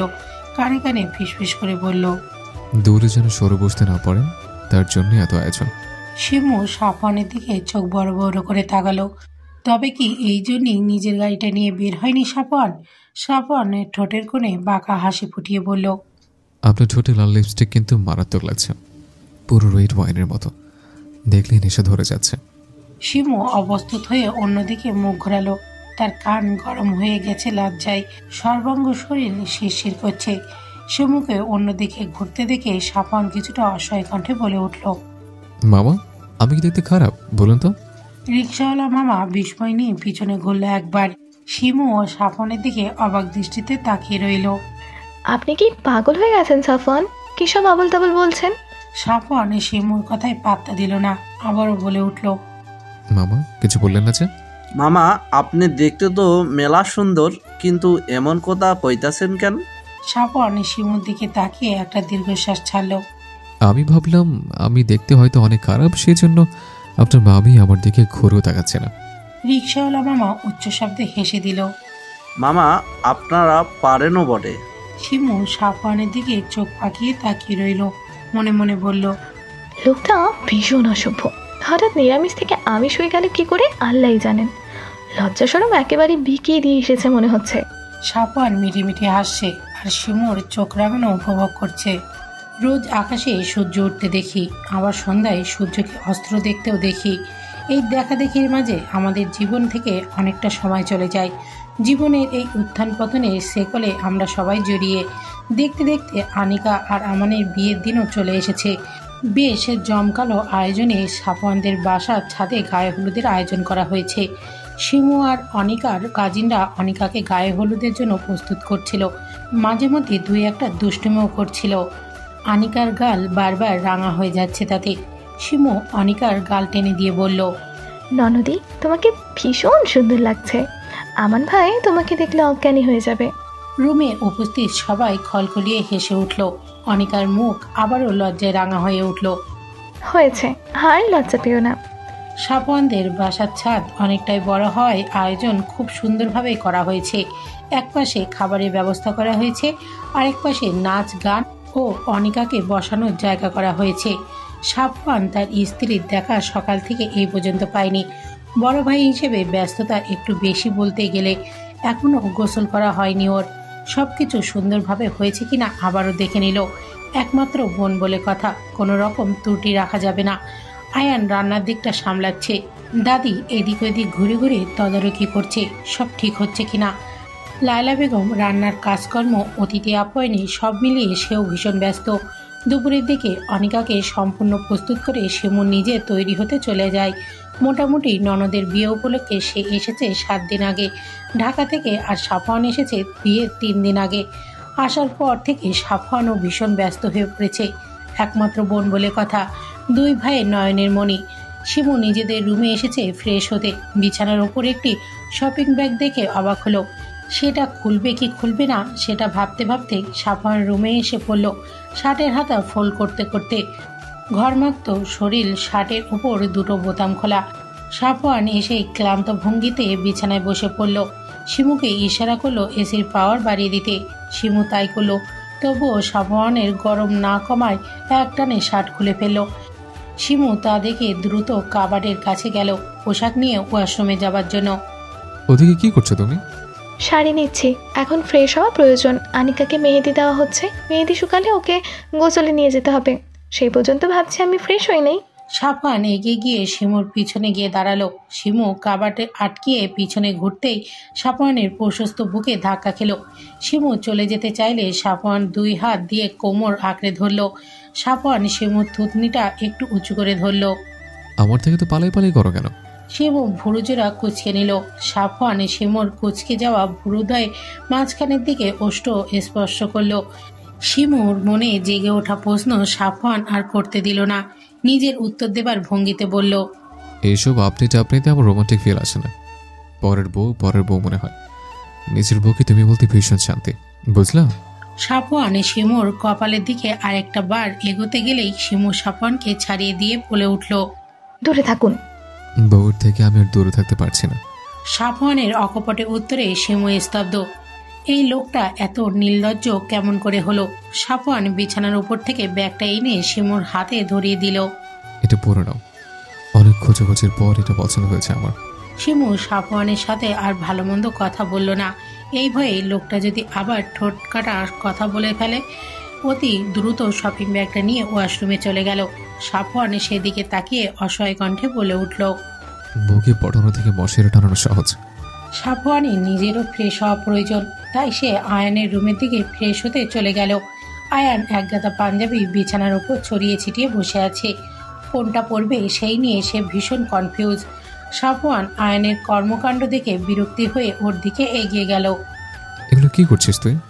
আয়ান হতাশ হয়ে উত্তর দিল, ভাইয়া আমি একটাও সিলেক্ট করতে পারছি না। সাফওয়ান আয়ানের পিঠে চাপড় দিল জোর করে। আয়ান ব্যথায় শব্দ করে উঠল। তুই দিন দিন মেয়েদের স্বভাবের হয়ে যাচ্ছিস। এত রিস্কে একসাথে নামায় ইডিয়েট।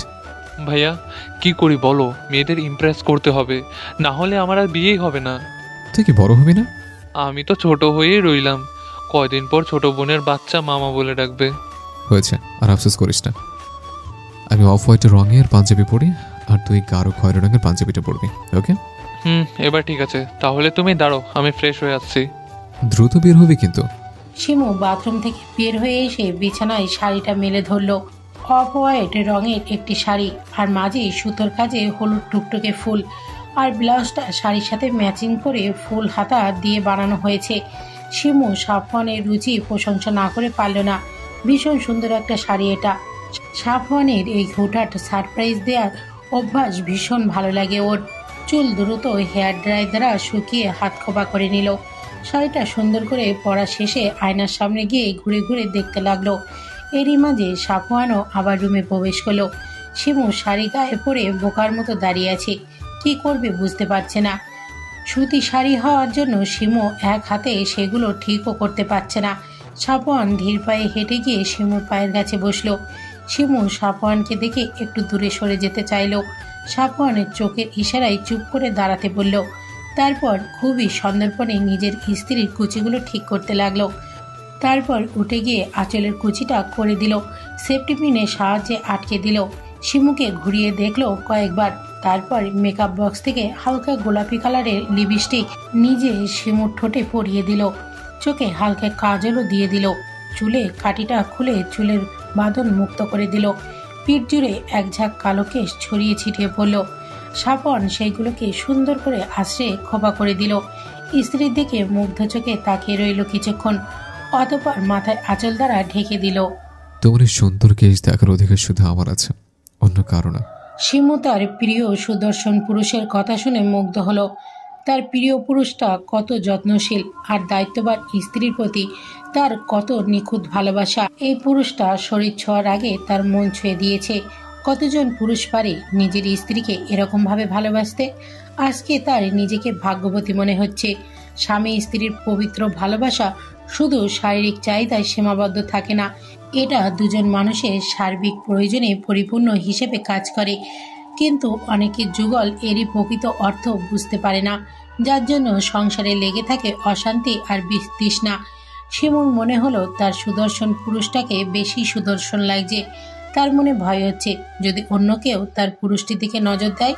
আপনি একটু নিচু হবেন সাফওয়ান? সাফওয়ান বইয়ের এক কথায় নিচু হয়ে দাঁড়ায়। শিমু 3 কুল পরে সাফওয়ানকে ফু দেয়। সাফওয়ান শিমুর কাণ্ড দেখে অবাক হয়ে প্রশ্ন করল, তুমি আমাকে ফু দিচ্ছ কেন? যেন কারো বদ নজর না লাগে। সাফওয়ান মুখের কোণে বাঁকা হাসি ঝুলিয়ে বলল, সেটা আমার উপর তোমার কবে লেগে গেছে। শিমু মেয়েকে রাগ দেখিয়ে চলে যেতে চায়, কিন্তু সাফওয়ান যেতে দেয় না। নিজের স্ত্রীকে নিজের দিকে ঘোরায়। প্রথমবারের মতো নিজের স্ত্রীর ঠোঁটে উষ্ণ স্পর্শ করায় কেঁপে উঠল শিমু। সমস্ত শরীরে স্বামীর থেকে প্রথম এমন স্পর্শ পেয়েই শিমু মূর্ছা যায় লজ্জায়, আর মাথা তুলে তাকায় না। নিচ থেকে রাজিয়া বেগমের শিমুকে ডাকছিল। শিমু আর এক মুহূর্ত দেরি না করে নিচের দিকে ছুট লাগায়। সাফওয়ান শিমুর লজ্জারাঙা মুখ দেখে অমায়িক একটা হাসি দেয়। সুদর্শন 2 পুরুষের মাঝে বসে আছে এক সুশ্রী রমণী। খুশিতে তার 2 চোখ চকচক করছে। প্রিয় পুরুষকে পারিবারিক সম্মতিতে কয়েকজনই বা নিজের করে পায়। হলুদ শাড়ি পরিহিতা রমণীর রূপ যেন ঝলমল করছে। 2 ভাইয়ের হৃৎপিণ্ড প্রিয় বোনের আনন্দে পুলকিত হচ্ছে। সারাদিনের ধকলে শিমু ভীষণ ক্লান্ত শরীর, আত্মার সায় দিচ্ছে না। পরনের শাড়ি এলোমেলো হয়ে গেছে, এখনও ওর একবার শাওয়ার নেওয়া প্রয়োজন। শিমু দ্রুত নিজের পোশাক নিয়ে ওয়াশরুমে চলে গেল। সাফওয়ানও ক্লান্ত হয়ে নিজের কক্ষে প্রবেশ করলো, কিন্তু ঘরে নিজের স্ত্রীকে না দেখতে পেয়ে হতাশ হলো। প্রায় 30 মিনিট পর শাওয়ার শেষে শিমু বের হলো, পরনে ঢিলে ঢালা সাদা রঙের কামিজ। সাফওয়ান শিমুকে দেখে মুখ একটু গোমরা করে বলল, আমরা চাইলে কিন্তু একসাথে শাওয়ার নিতে পারতাম। মুহূর্তেই শিমুর লজ্জায় কান গরম হয়ে গেল। কাছে এসে সাফওয়ানের সামনে কোমরে হাত রেখে দাঁড়ালো। আপনি কিন্তু দিন দিন দুষ্ট হয়ে যাচ্ছেন। সাফওয়ানও শিমুর কোমরে রাখা হাত টেনে নিজের কোলে বসিয়ে নিল। দুই হাত গলিয়ে কোমরে হাত রাখলো, ঘাড়ে নাক ঘষতে লাগলো। শিমু ছোটার চেষ্টা করতে চাইলে সাফওয়ান শিমুর কানের লতিতে আলতো করে কামড় বসিয়ে দিল। শিমু লজ্জায় লাল নীল হলো বারবার। অতঃপর সাফওয়ানের অত্যাচার সহ্য করতে না পেরে শিমু সাফওয়ানের হাতে চিমটি কেটে দেয়। সাফওয়ান আশব্দ করে শিমুকে ছেড়ে দেয়। শিমু খিলখিলিয়ে হেসে ওঠে। সাফওয়ান শিমুর হাতের দিকে লক্ষ্য করে দেখে শিমুর হাতে মেহেন্দি লাগিয়েছে। সাফওয়ান শিমুর দিকে এগোতে চাইলে শিমু সাফওয়ানের দিকে বালিশ ছুঁড়ে মারে। আর এগোবেন না, আমি ক্লান্ত, আমার ঘুম প্রয়োজন। সাফওয়ান শিমুকে উদ্দেশ্য করে চোখ টিপ দেয়, মুখে বাঁকা হাসি ঝুলিয়ে বলল, এ কয়দিন দূরে থাকো, সমস্যা নেই। আর 5 দিন, তারপর তোমার এই পালে পালে লজ্জা সব ভেঙে দেব, প্রমিস। সাফওয়ান ওর জামার দিকে ইশারা করে শীষ বাজাতে বাজাতে ওয়াশরুমে চলে গেল। শিমু জামার পিছনের দিকে তাকাতেই লাল রক্ত দেখতে পেল। দ্রুত ক্যালেন্ডারের তারিখ লক্ষ্য করে ওর আর বুঝতে বাকি রইল না সাফওয়ানকে কি ইশারা করেছে। শিমু বিছানায় বসে লজ্জায় মুখ ঢেকে ফেলল। ওর লজ্জা ভীষণ লাগছে, লজ্জায়ও আড়ষ্ট হয়ে যাচ্ছে বারবার। সাফওয়ানকে লজ্জায় ফেলার কোনো কারণ ছাড়ে না। একটি মিষ্টি সকাল, নতুন একজোড়া কপোতির মিলনের জন্য সেজে উঠেছে পুরো বাড়ি। সকাল থেকে বিয়ে বাড়ি হৈহুল্লোর মুখরিত। অনিকা বারবার আয়নায় নিজেকে দেখছে আর লজ্জায় লাল নীল হচ্ছে। শরীরে হলুদ আভা ছড়িয়ে আছে। জুবার নামাজ পড়ে সে তার 15 কোমরের হবে ভাবতেই অন্তর শিহরিত হচ্ছে বারেবার।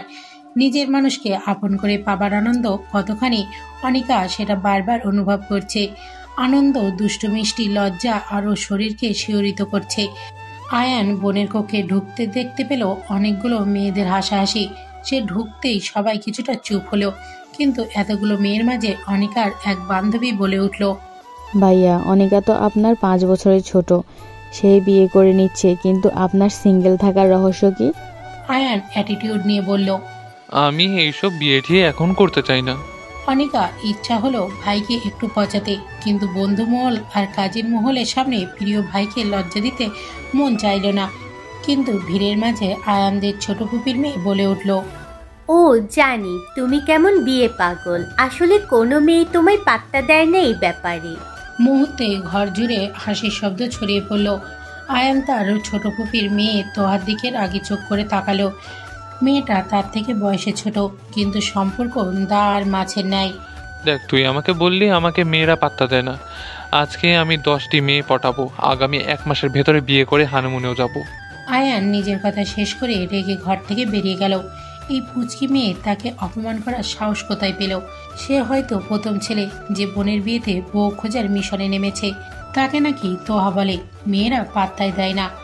ও তোহাকে দেখিয়ে দেবে ও কি জিনিস। আয়ান বেরিয়ে যেতেই তোহার আত্মা স্যাত করে উঠল। এ ছেলে যদি গার্লফ্রেন্ড মিশনে নামে তবে তার কি হবে? অনিকার বিয়ের বরযাত্রী নিচে এসেছে। অনিকার কাজিন মহল আর বন্ধু মহল ছুটে এসেছে নিচে। অনিকাও নিজের লেহেঙ্গাটা উঁচু করে ব্যালকনির দিকে ছুটল। ওর কাঙ্ক্ষিত পুরুষকে দেখে ওর চোখ ক্ষুধায় শীতল হলো। এই মুহূর্তে মনে হলো ওর পাশে হাজারো প্রজাপতি উঠছে। কি নিদারুণ ভালো লাগা কাজ করছে ওর মাঝে।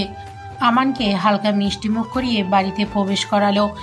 আমান বাড়ির প্রবেশ করার সময় অনিকার ব্যালকনির দিকে তাকালো একবার, কিন্তু তার দেখার পূর্বে অনিকা নিজেকে পর্দার আড়াল করে নিল। আমান যদিও কিছুটা হতাশ হলো, কিন্তু পরক্ষণেই ওর ঠোঁট জুড়ে মিষ্টি হাসি ছড়িয়ে পড়ল। অনিকা আর আমানের শুভ বিবাহ সম্পূর্ণ হলো। সবাই আলহামদুলিল্লাহ বলে মিষ্টি মুখ করলো। একটু পরে চলে এলো বিদায়ের সময়। অনিকার হাসি মুখটা কালো হতে লাগলো। ওর ভাবতেও অবাক লাগছে ও এত ভালোবাসার পরিবার ছেড়ে ওকে চলে যেতে হবে এবার। শিমু ধীর পায়ে হেঁটে গিয়ে অনিকার কাঁধে হাত রাখে। নিজের কাঁধে প্রিয় ভাবির হাত দেখে অনিকার ছলছল চোখ থেকে অশ্রু গড়িয়ে পড়ে। বোনের মতো ভাবিকে শক্ত করে আঁকড়ে ধরে কান্না করতে শুরু করে। লায়লা বেগম মেয়ের কান্না দেখে নিজের কান্না সামলাতে পারে না। রাজিয়া বেগম গিয়ে ছেলের বউকে নিজের বুকে আগলে নেয়। আলতাফ সাহেব শক্ত কলসের ভিতর থেকে পিতৃসত্তা হাহাকার করে ওঠে। সাফওয়ান আর আয়ান নিজের বোনের বিদায়ে কলিজা ছিঁড়ে যাওয়ার বেদনা অনুভব করে। কি নিদারুণ মর্মা বেদনা। মেয়ের বোনের বিয়ে দেওয়াটা যতটা সুখের তার থেকে বেশি অনেক গুণ কষ্টের। এই দুঃখ শুধুমাত্র মেয়ের পরিবারটাই বুঝতে পারে, কিন্তু ওদের যে সমাজ বলে একটা কথা আছে, যার নিয়মে আমরা বাধা, সেই নিয়মকে উপেক্ষা করার সাধ্যই কোনো ভদ্রলোকের নেই। দীর্ঘ সময় কান্নাকাটি চলল। অনিকা কিছুতেই তার পরিবার ছেড়ে যেতে চায় না, কিন্তু এই যে স্বামীর ঘরে যেতেই হবে। সবাই অনেক কষ্টে অনিকাকে আমানের গাড়িতে তুলে দিল। সাফওয়ান আমানের হাত ধরে বলল, ভাই, তুমি আমার কলেজের টুকরাকে নিয়ে যাচ্ছ, ওকে একটু দেখে রাখো। তোমার সাধ্য অনুযায়ী ওকে ভালোবাসা দিয়ে আগলে রেখো। ও ভুল করলে শাসনও করো। ও আমার একমাত্র বোন। আমি যেহেতু তোমাকে ওর হাতে তুলে দিলাম, আমি আশা রাখছি ওকে তুমি আগলে রাখবে। আমান সাফওয়ানের হাতের ওপর নিজের হাত রেখে বলল, ভাইয়া, এখন ও আমার স্ত্রী। আমি কখনোই চাইবো না আমার স্ত্রী কখনো কোনো কষ্ট পাক। আপনি আমার ওপর পুরোপুরি বিশ্বাস রাখতে পারেন। আমি আপনার বিশ্বাসের অমর্যাদা কখনোই করব না। আয়ান এগিয়ে গিয়ে আমানের কাঁধ ধরে বলল, দোস্ত, তোর কারণে যদি আমার বোন কষ্ট পায়, তবে তোরে আমি যে কি করুম তুই নিজেও জানিস না। আর আমার বোনের বড় ভাই হিসাবে বলছি, আমাদের কলিজাটাকে একটু দেখে রাখিস। ওকে অবহেলা করিস না দোস্ত। অবহেলা করলে না হয় তুই আমাকে শুলে চড়াস।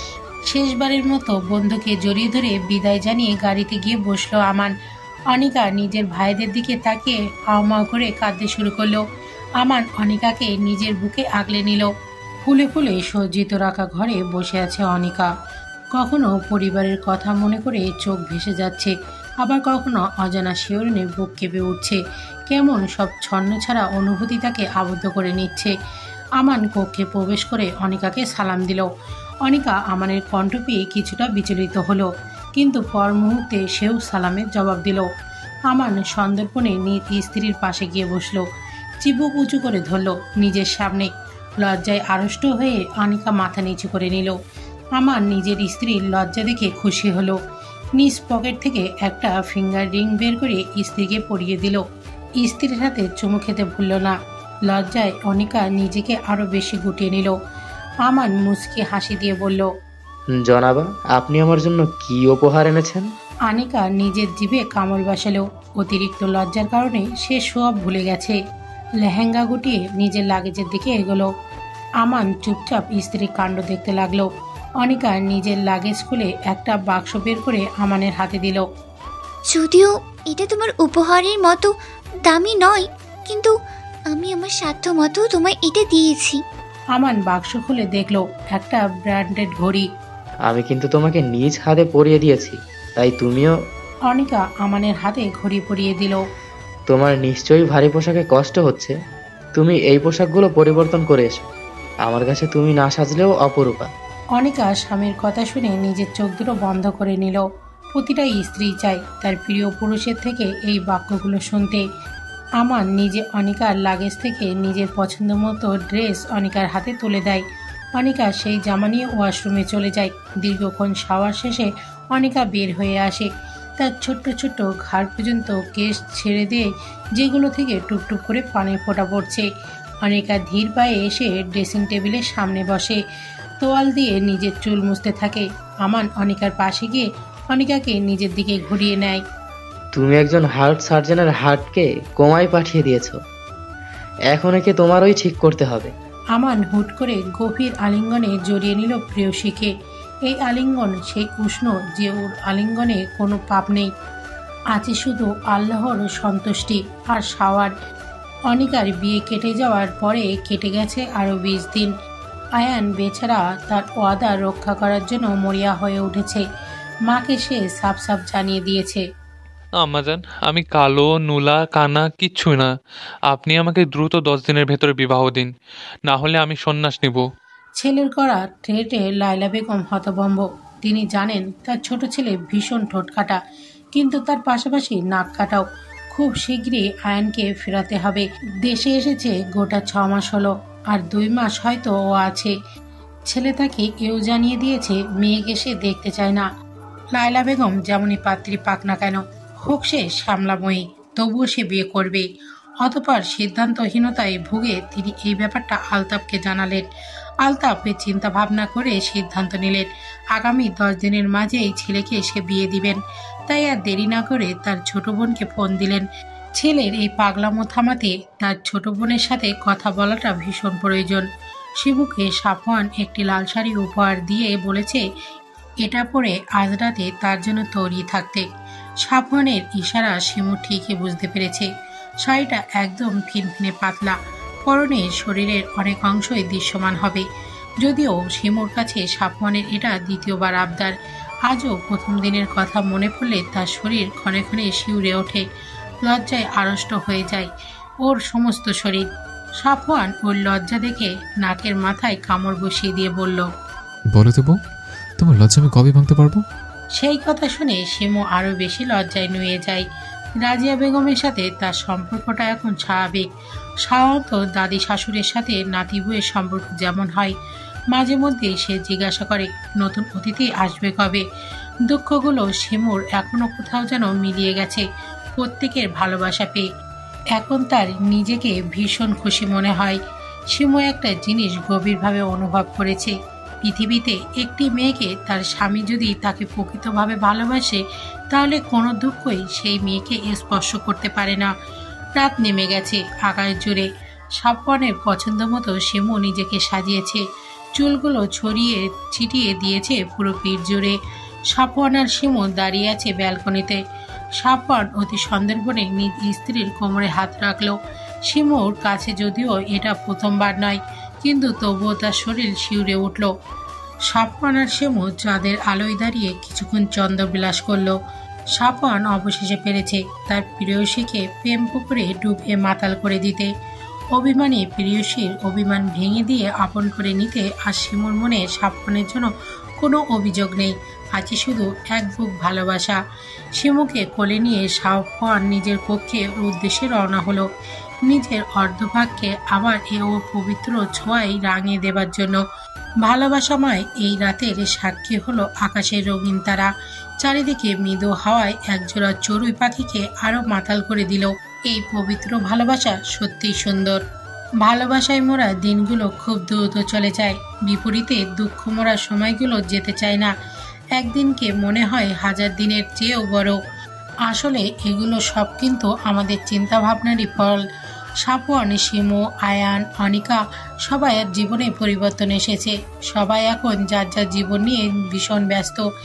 সেদিন আয়ানের জেদের কাছে হার মেনে আলতাফার লায়লা বেগম বাধ্য হয়েছিল তাকে 1 মাসের মধ্যে বিয়ে দিতে, কিন্তু দুর্ভাগ্যবশত আয়ান পাত্রীর মুখটা অবধি দেখেনি।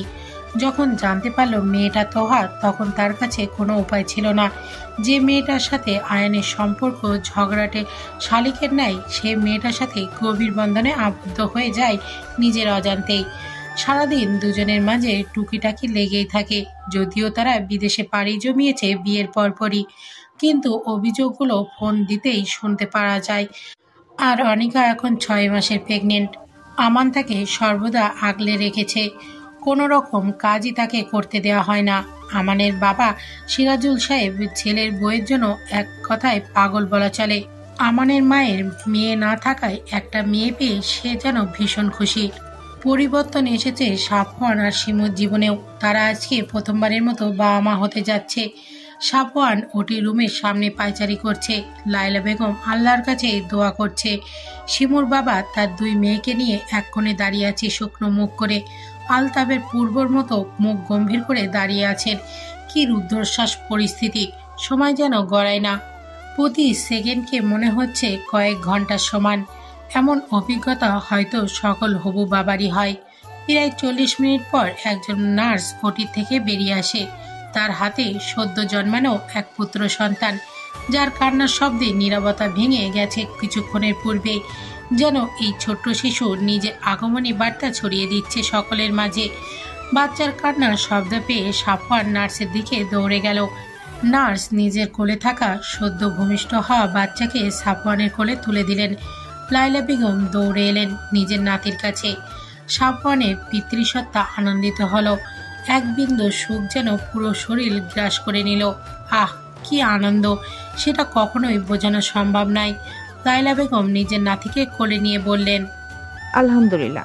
অনিকা আর রাজিয়া বেগম নিজেদের শারীরিক অসুস্থতার কারণে হসপিটালে উপস্থিত নেই, তবুও তারা বারবার ফোন কল করেছে।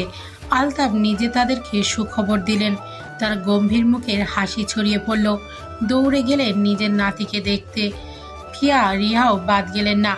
সাফওয়ান নার্সকে উদ্দেশ্য করে বলল, সিস্টার, আমার স্ত্রী কেমন আছে? আলহামদুলিল্লাহ, আপনার স্ত্রী অনেক ভালো আছে। আমি ওর সাথে কখন দেখা করতে পারবো? আর কিছুক্ষণ পরেই। সাফওয়ানের সত্তা শান্ত হলো, আনন্দিত হলো এই ভেবে তার স্ত্রী, সন্তান উভয় সুস্থ আছে। বেশ কিছুক্ষণ পরে সাফওয়ানকে শিমুর কাছে যেতে দেওয়া হলো। শিমু চোখ বন্ধ করে আছে, এক হাতে স্যালাইন চলছে। ধীর পায়ে হেঁটে সাফওয়ান শিমুর পাশে বসলো। শিমুর এক হাত নিজের দুই হাতের মাঝে পুরে নিল। কেমন লাগছে এখন তোমার? শিমু স্বামীর কণ্ঠ পেয়ে চোখ খুলে তাকালো, মুখে এক চিলতে হাসি ফুটিয়ে বলল, বাবুকে দেখেছেন? সাফওয়ান ওপর নিচে মাথা নাড়ালো। জানো, একদম তোমার মতো হয়েছে দেখতে।